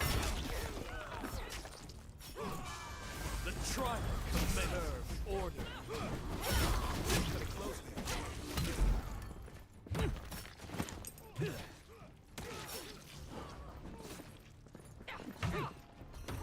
I am the flame.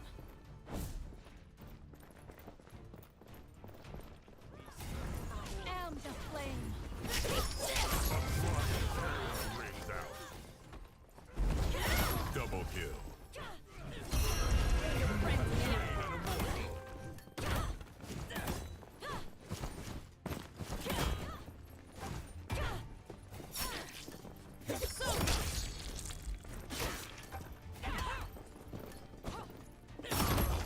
Should have thought twice.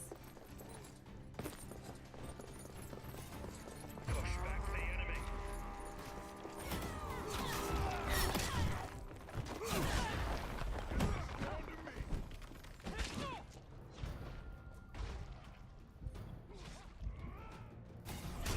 Let's end this quick.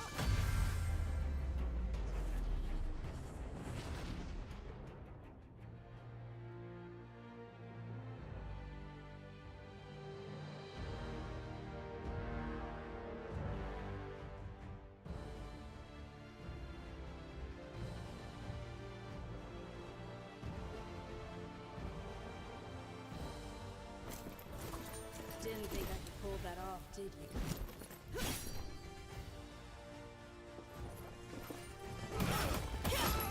Shut down. Twice. Double kill. Another foot of fire.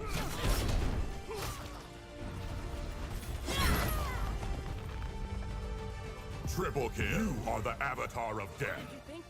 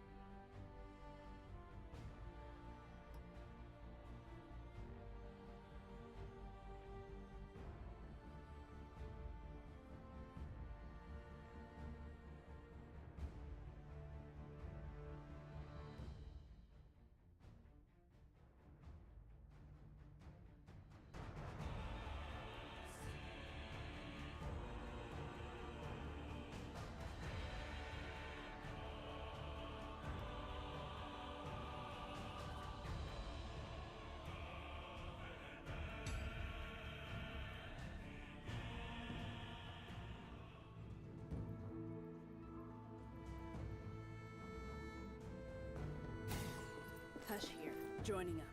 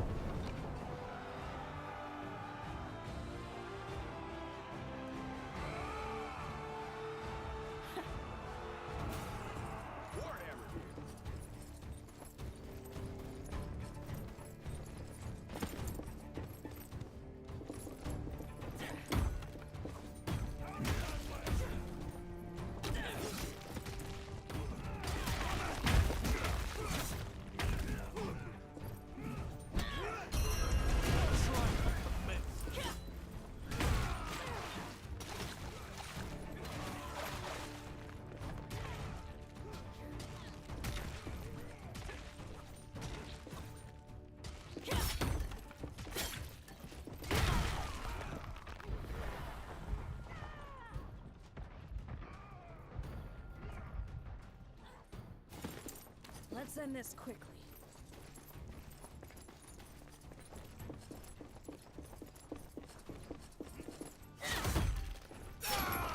You tried. I've returned from the flames.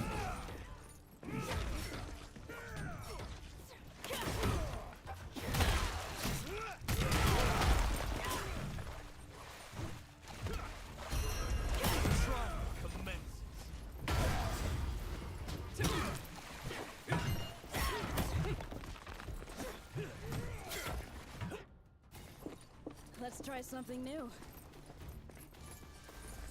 You won't stop me!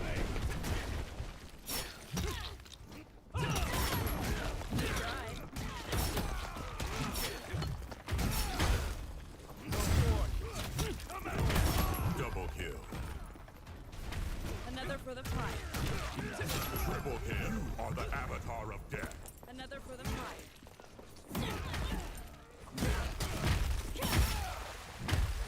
Quadra kill. Another for the pie.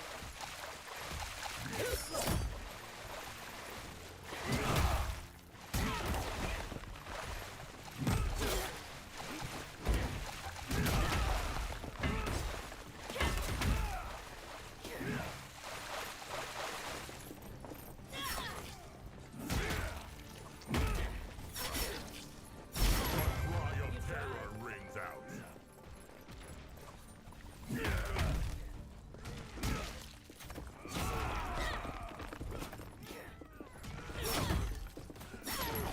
Enemy down.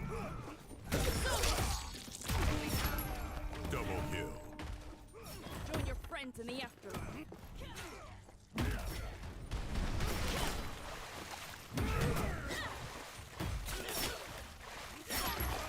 Should have thought twice.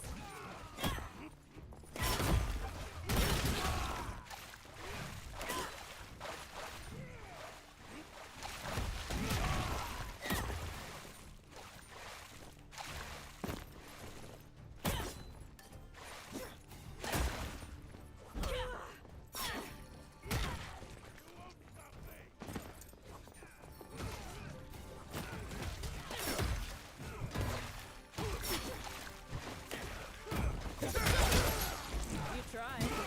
Double avatar of death. Join your friends in the afterlife.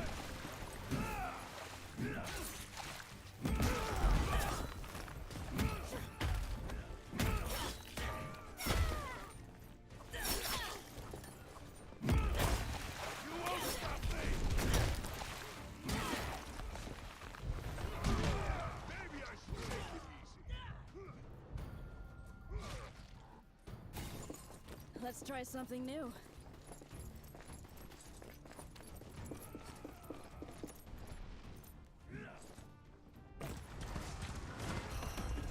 I am the flame.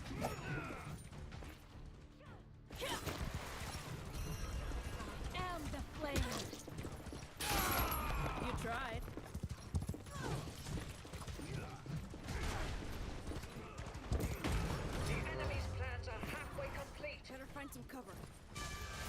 try to serve order.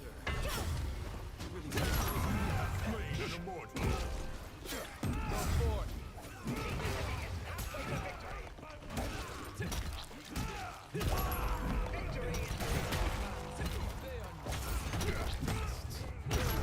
Triple kill. I have sent You are the avatar of death. Quadra kill. Royal terror rings out.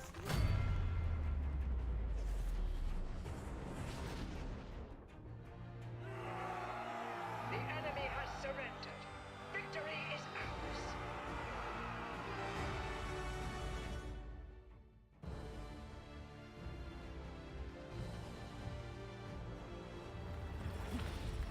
easy battle. Almost a waste of my talent.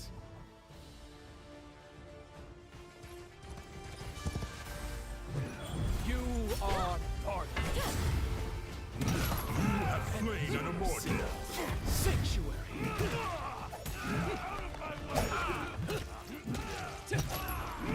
Double kill. You are the avatar of death. I judge thee.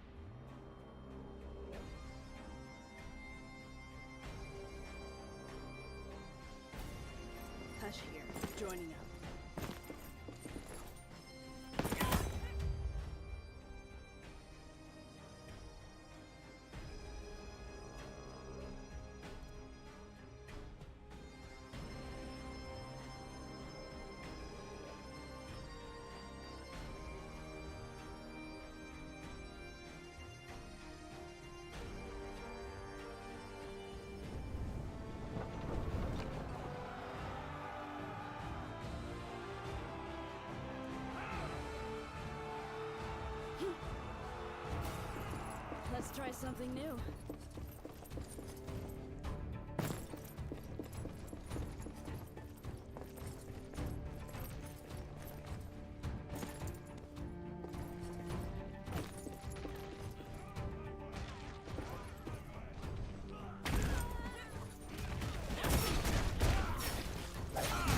Triple kill.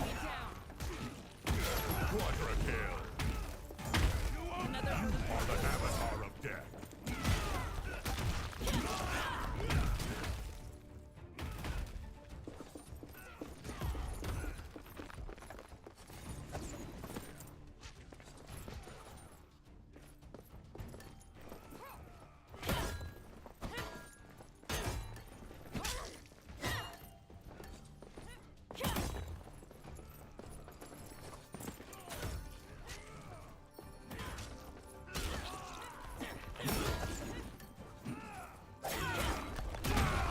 Of course it's down to me.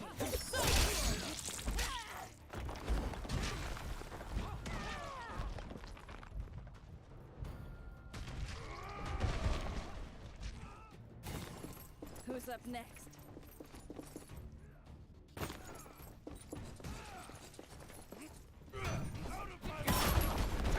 Thought twice.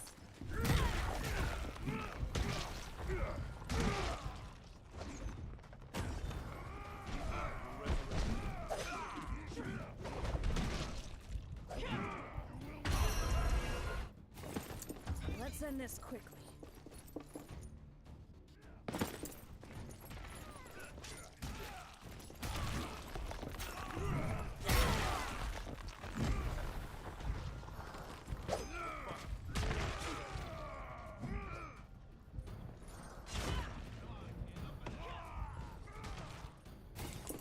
Better find some cover.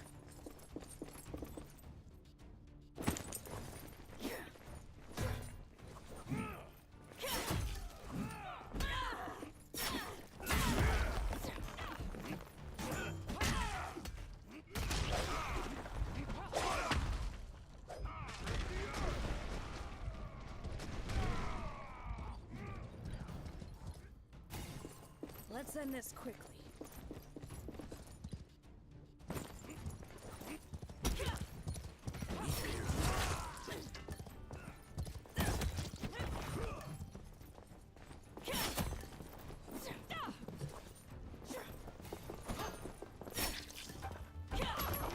Should've thought twice.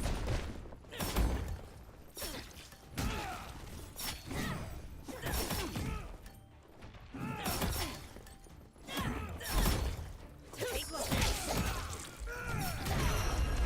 And the flame. The enemy is halfway to victory. Let's end this quickly.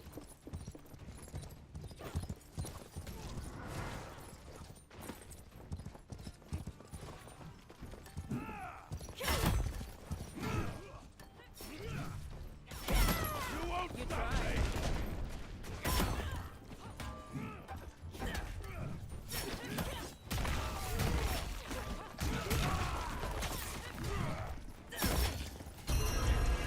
And the flame. Halfway through. Stay strong.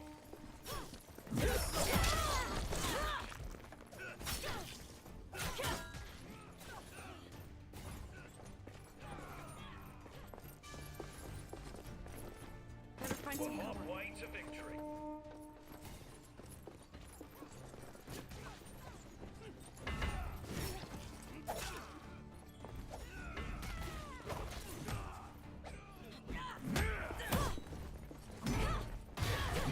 Halfway through. You tried. Stay strong.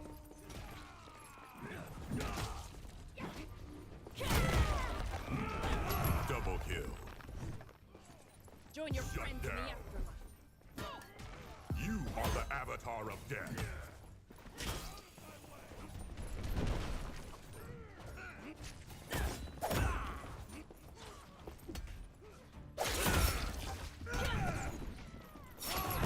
You tried.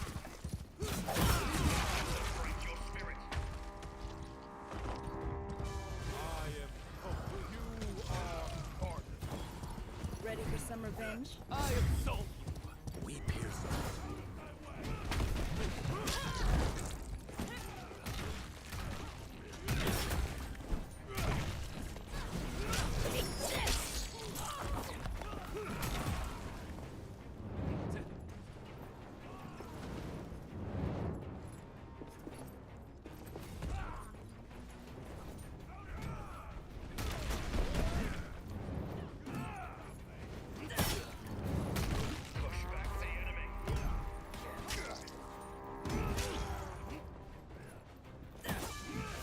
Try it. You are part of it. Let's try it.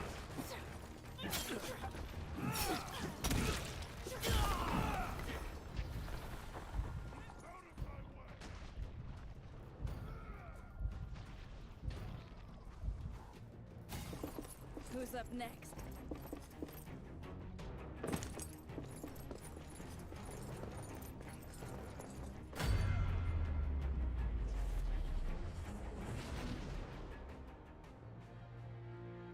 We have lost the battle, but not the war.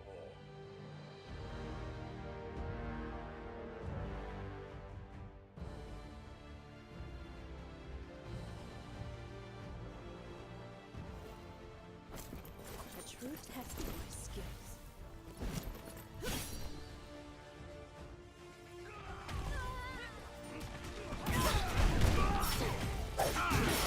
Triple kill. You are the avatar of death. Join your friends in the end. It's over!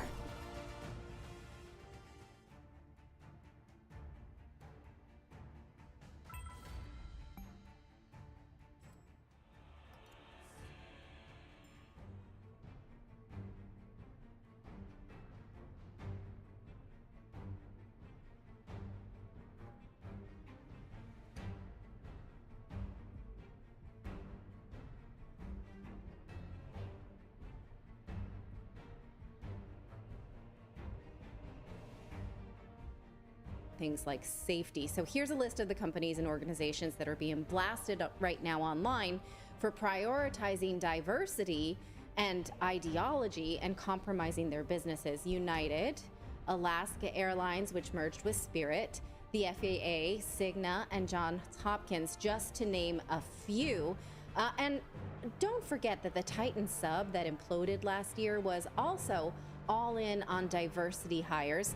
Here is the CEO, Stockton Rush, admitting that he excluded 50-year-old white guys from his company because they weren't inspirational and instead hired for youth and diversity.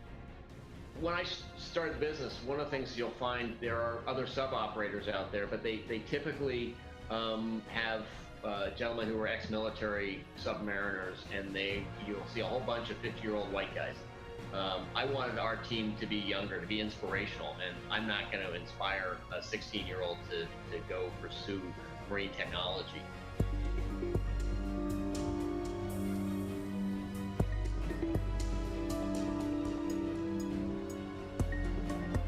All right. Could an experienced 50-year-old white guy maybe have saved his life with better engineering? I just wonder. We'll never know. But we know that that interview did not age well. Well, last week, 2 airplanes had terrifying malfunctions while in flight, and that has prompted a backlash because the FAA and the airlines have all been prioritizing diversity over qualifications. The Post today reports that the FAA's diversity push includes hiring people with severe intellectual disabilities, psychiatric problems, and other mental and physical conditions. Now, this is something we know a lot about because my mother-in-law, Clayton's mom, runs a nonprofit company in Pennsylvania called Quest. If you're interested in how this is done safely and well, you can check out the website. I put a little screenshot there if you want. And this is Clayton's mom as well. Now, what they do is they bid for mostly catering, landscaping, and janitorial. And it's a highly regulated industry because you can't just take someone with a disability and throw them into a job. It's not safe for them, and it's not safe for all of us, right? Now, the FAA is saying they're giving these people reasonable accommodation. My mother-in-law, again, who her job is to take people with disabilities, they call them participants, and put them in jobs and they also make reasonable accommodations. She says the quality of work, though, is always expected to be the same as someone without a disability. So you can't make compromises on the work. So this can be done, but you have to have experts to do it, like to manage it. To give them reasonable expectations doesn't mean you compromise the job. It means maybe they get a more flexible schedule. They get more time to complete a task. They get different technology, or you allow them a dog or something like that. There has to be a person like my mother-in-law who manages that. So Hush here, joining up.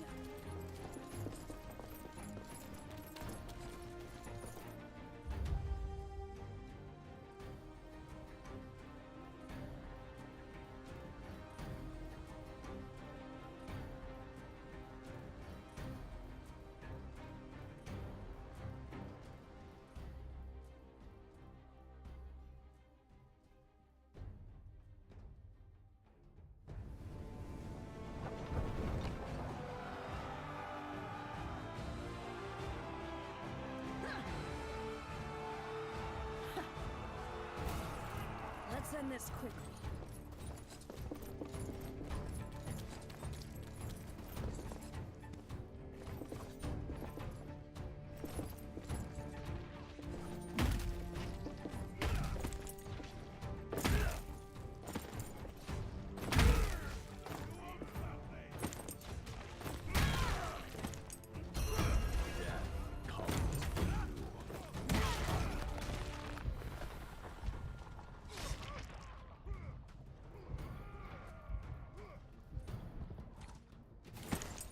Let's try something new.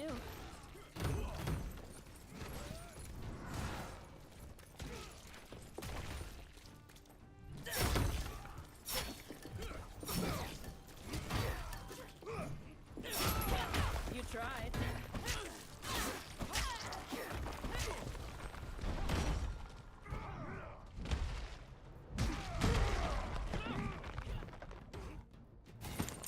Let's end this quickly.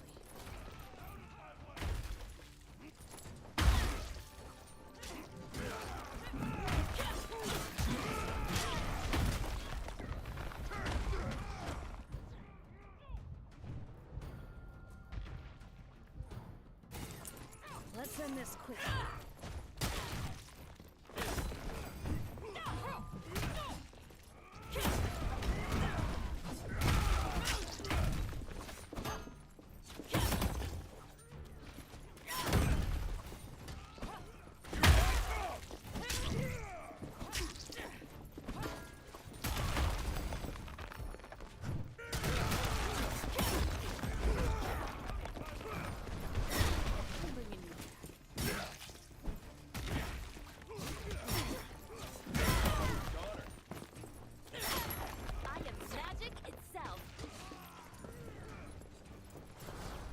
That was rough. Burn! I am old. Fly! Ranged attacks. Incoming.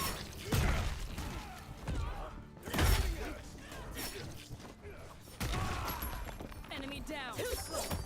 You won't stop me!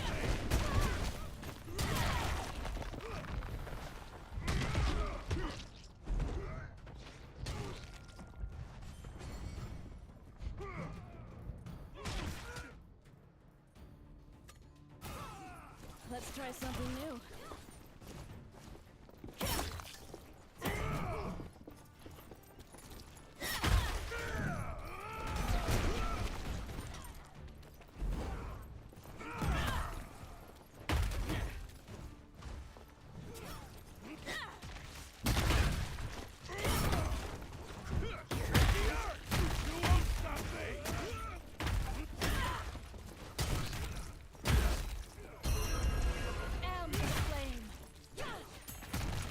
Halfway to victory.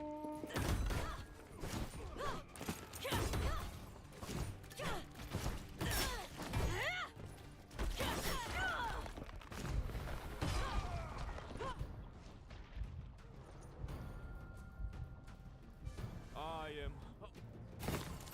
Let's end this quickly.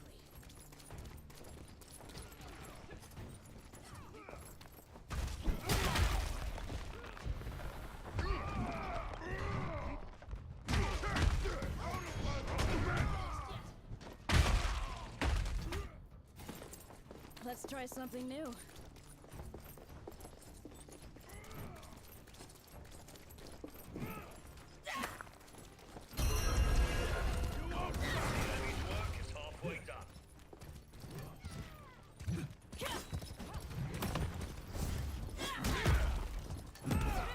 This isn't good.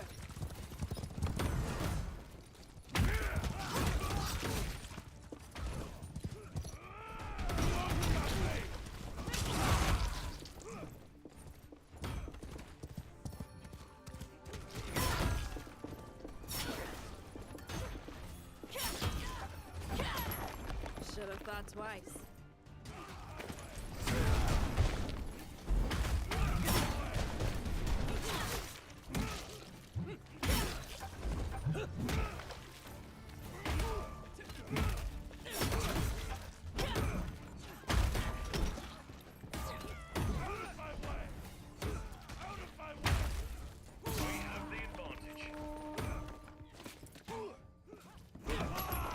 You tried.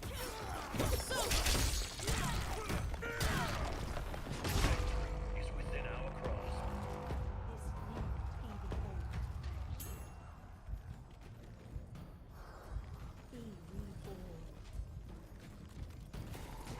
Give it another shot.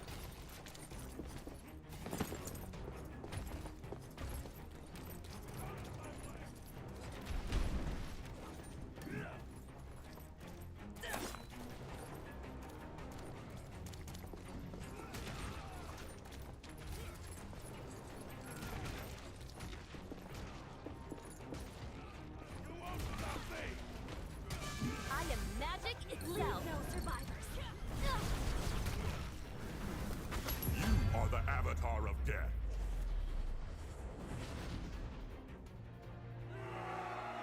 The immortals are with us this day.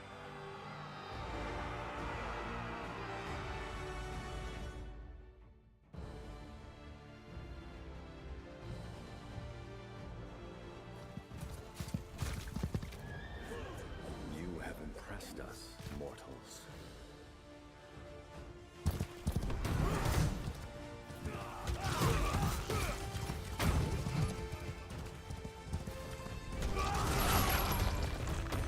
Triple kill.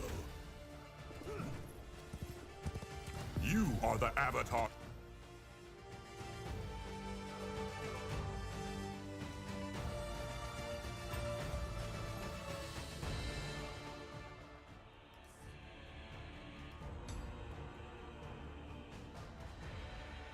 So does the FAA have a person who's managing this, or are they just doing this to tick boxes, diversity boxes?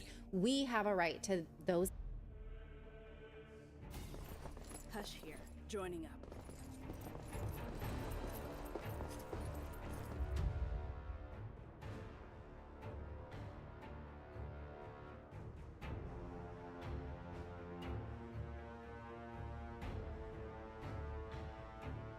Focus on the main foothold.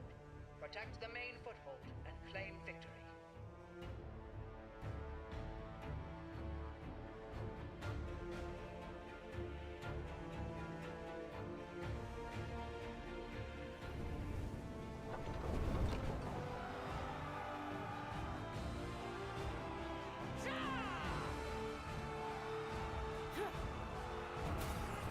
Smoke, ready and waiting.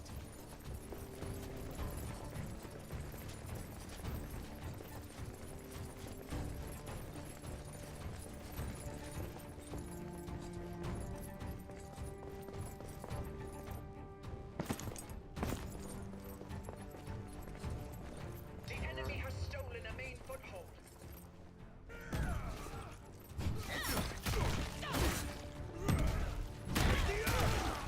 The cannon foothold has been taken.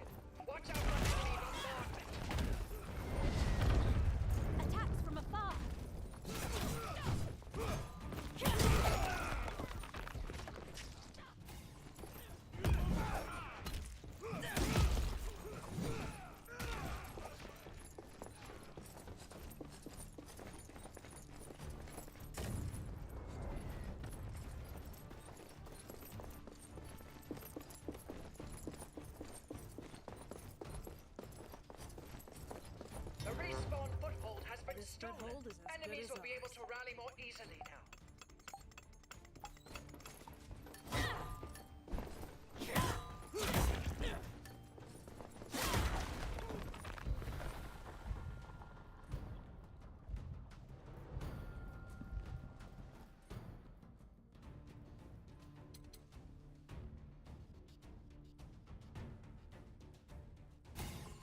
Who's up next?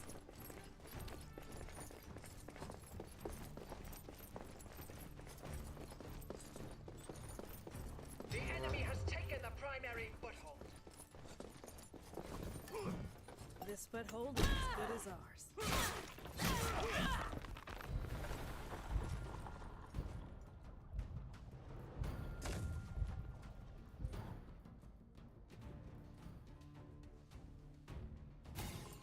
Let's end They this have one. taken the respawn foothold. They'll be able to use it as a forward base.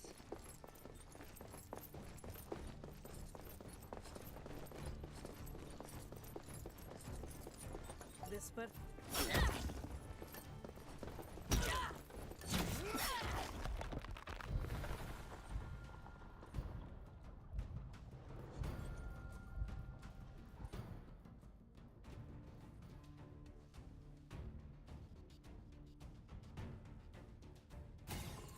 Who's up next? Of course it's down to me. The enemy has stolen a main foothold.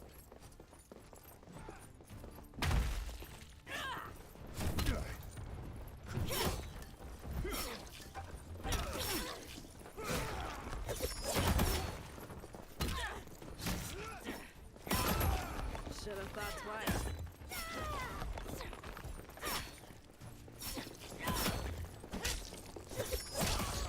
That was rough.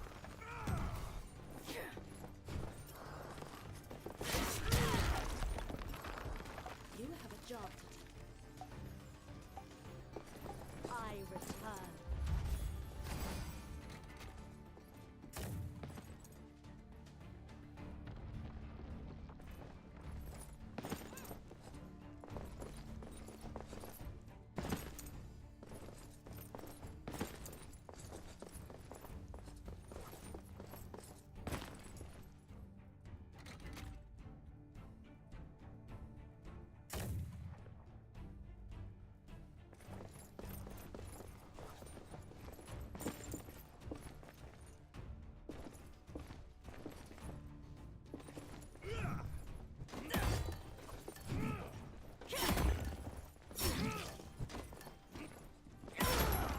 Should have thought twice.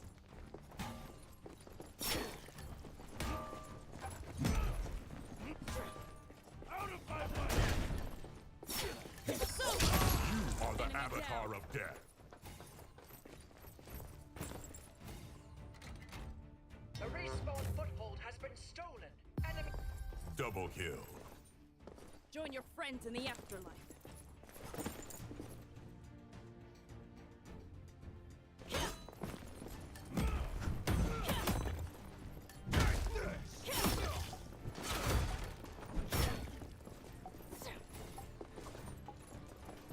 Cannon foothold has been taken. Stay out of firing range.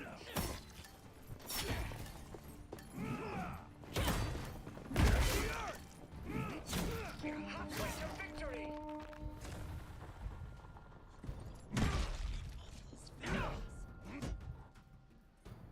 The enemy has stolen our core foothold. Let's try something new. The enemy has made it halfway. We've taken a The beating. enemy has the advantage. This foothold is as good as ours.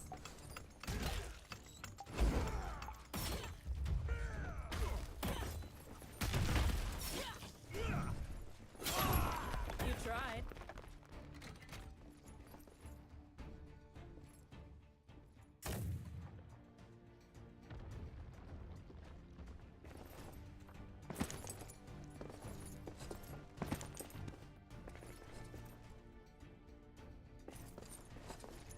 They have taken the respawn foothold.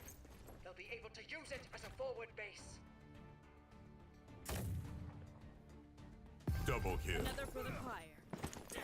You are the avatar of death.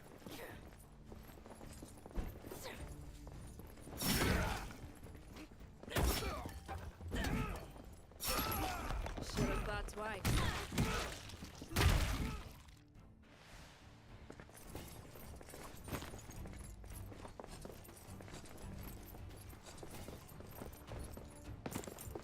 The cannon foothold has been taken. Watch out for enemy bombardment. This foothold is as good as ours.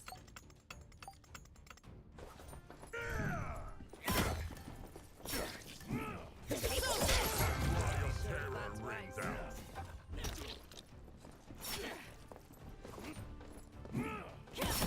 The lead is ours. You won't stop me!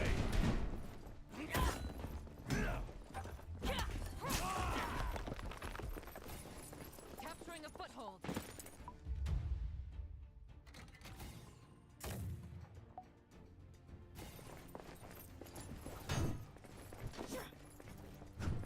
The day will soon be ours.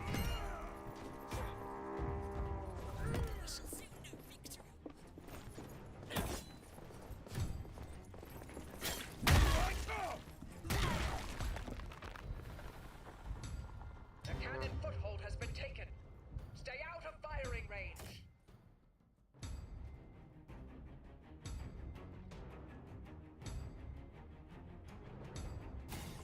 The enemy is making their last stand.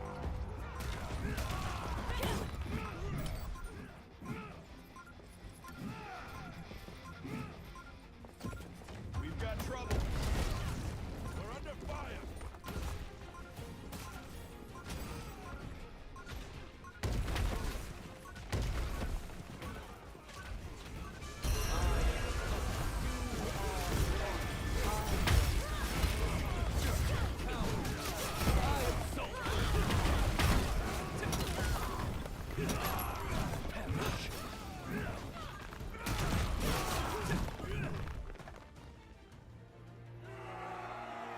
We are victorious.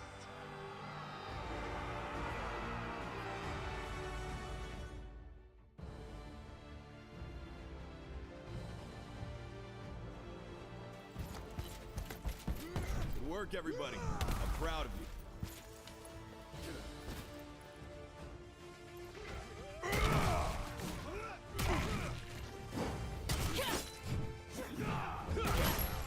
Double kill. Shut down. Triple kill. You are the avatar of death. Quadra kill. A cry of terror rings out.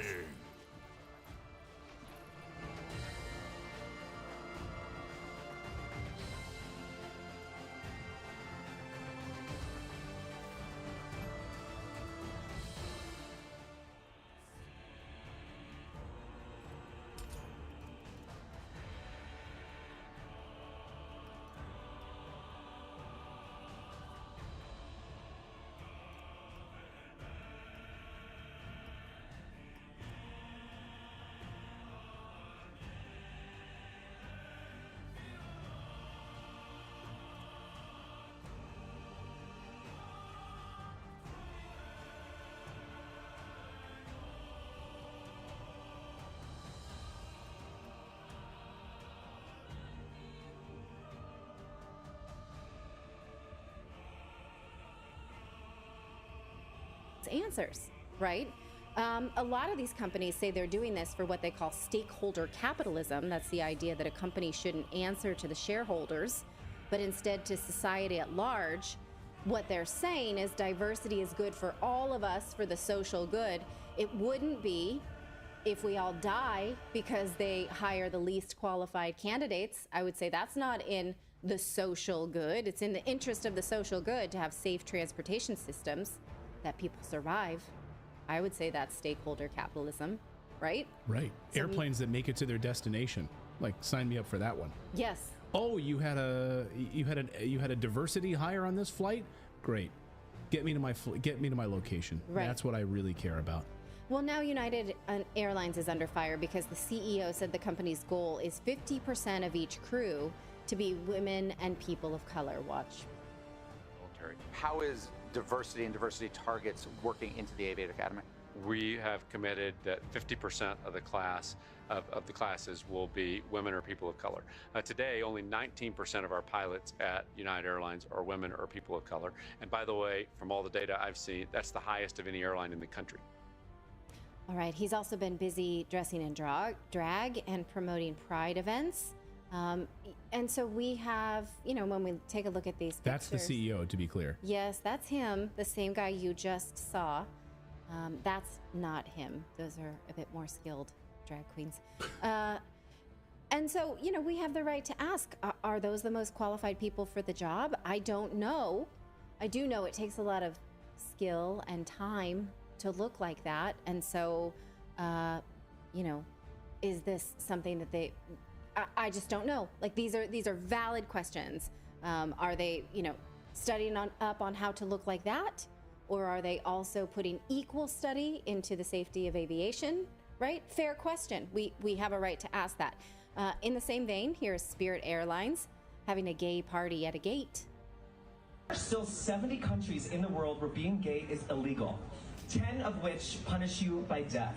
So until we have equality for all, we do not have equality at all, and that means our trans, black, brown, Asian, disabled brothers and sisters. We got one rule today, Annie, and that is to say gay. Okay? So when I say gay, you say gay. Gay! Gay! Gay! Gay!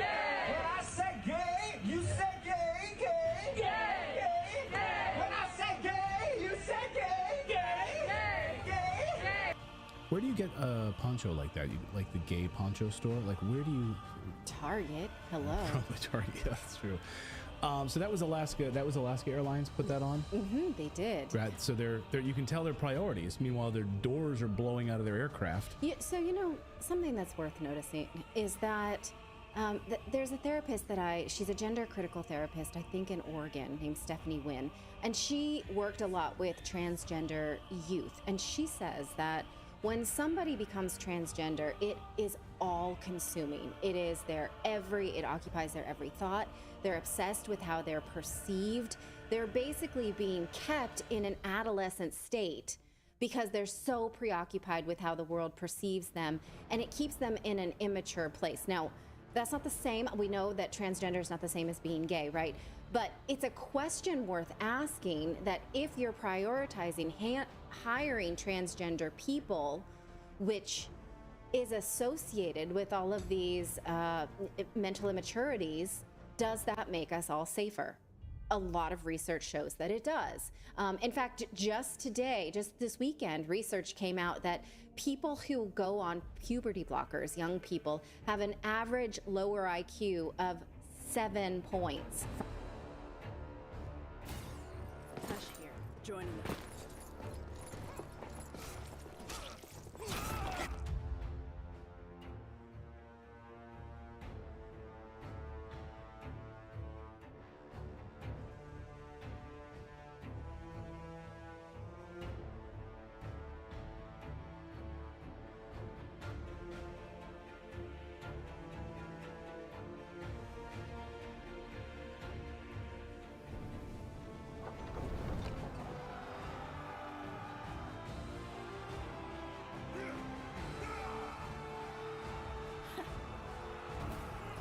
Who's up next?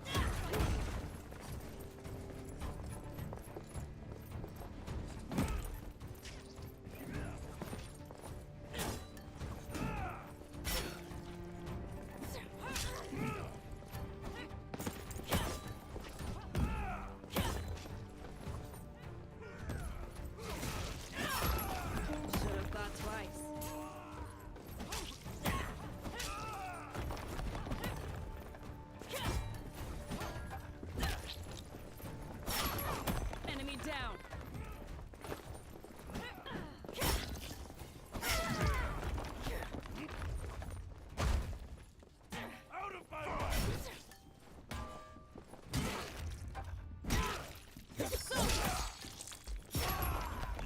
the Avatar of Death. Enemy spotted!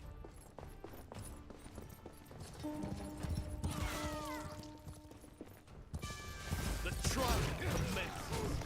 Return. And flame.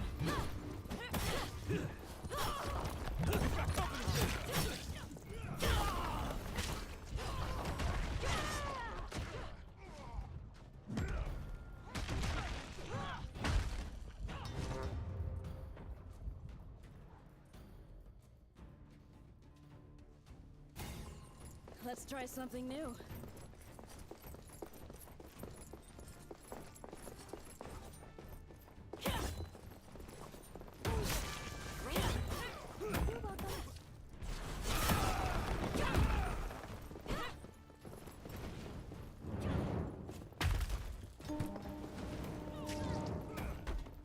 You won't stop me!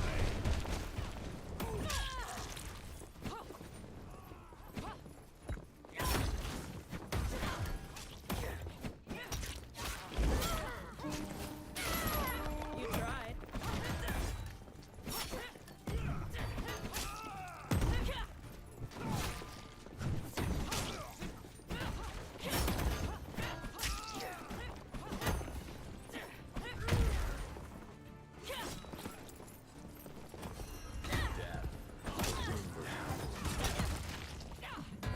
I am magic itself.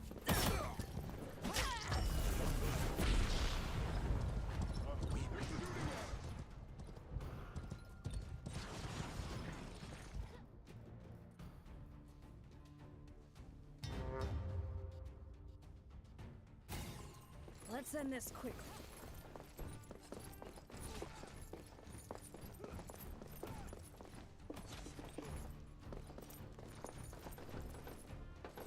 Follow me.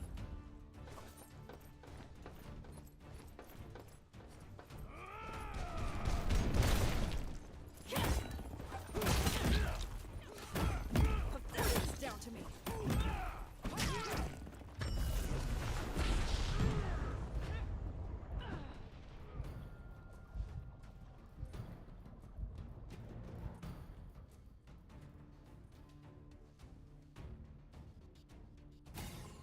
Who's up next?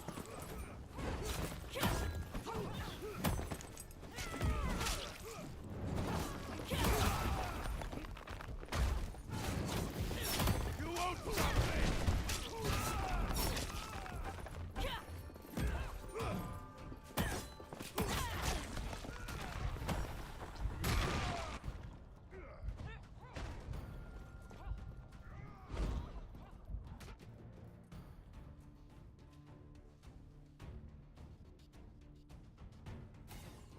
Let's end this quickly.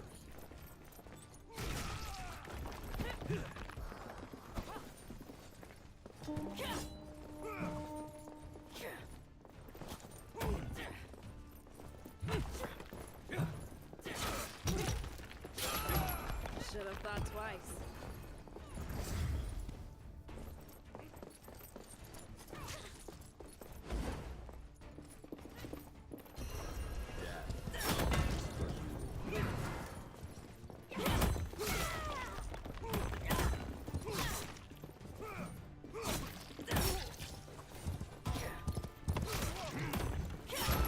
You tried.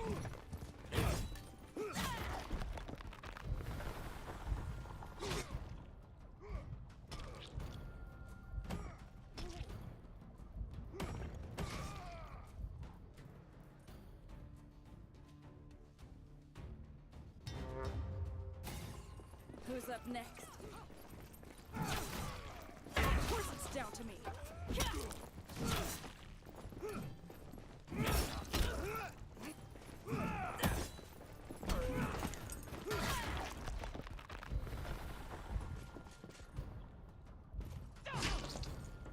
It's time to fight.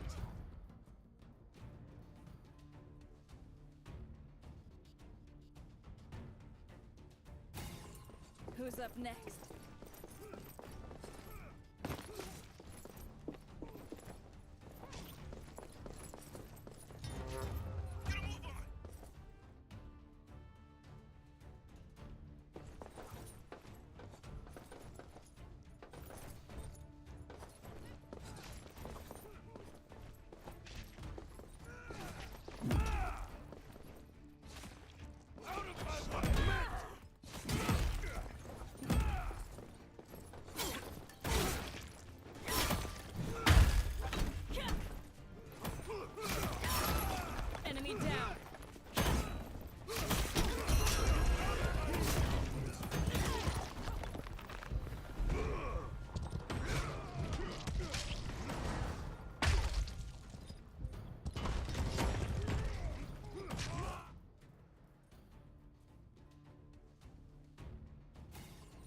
Who's up next? Better find some cover.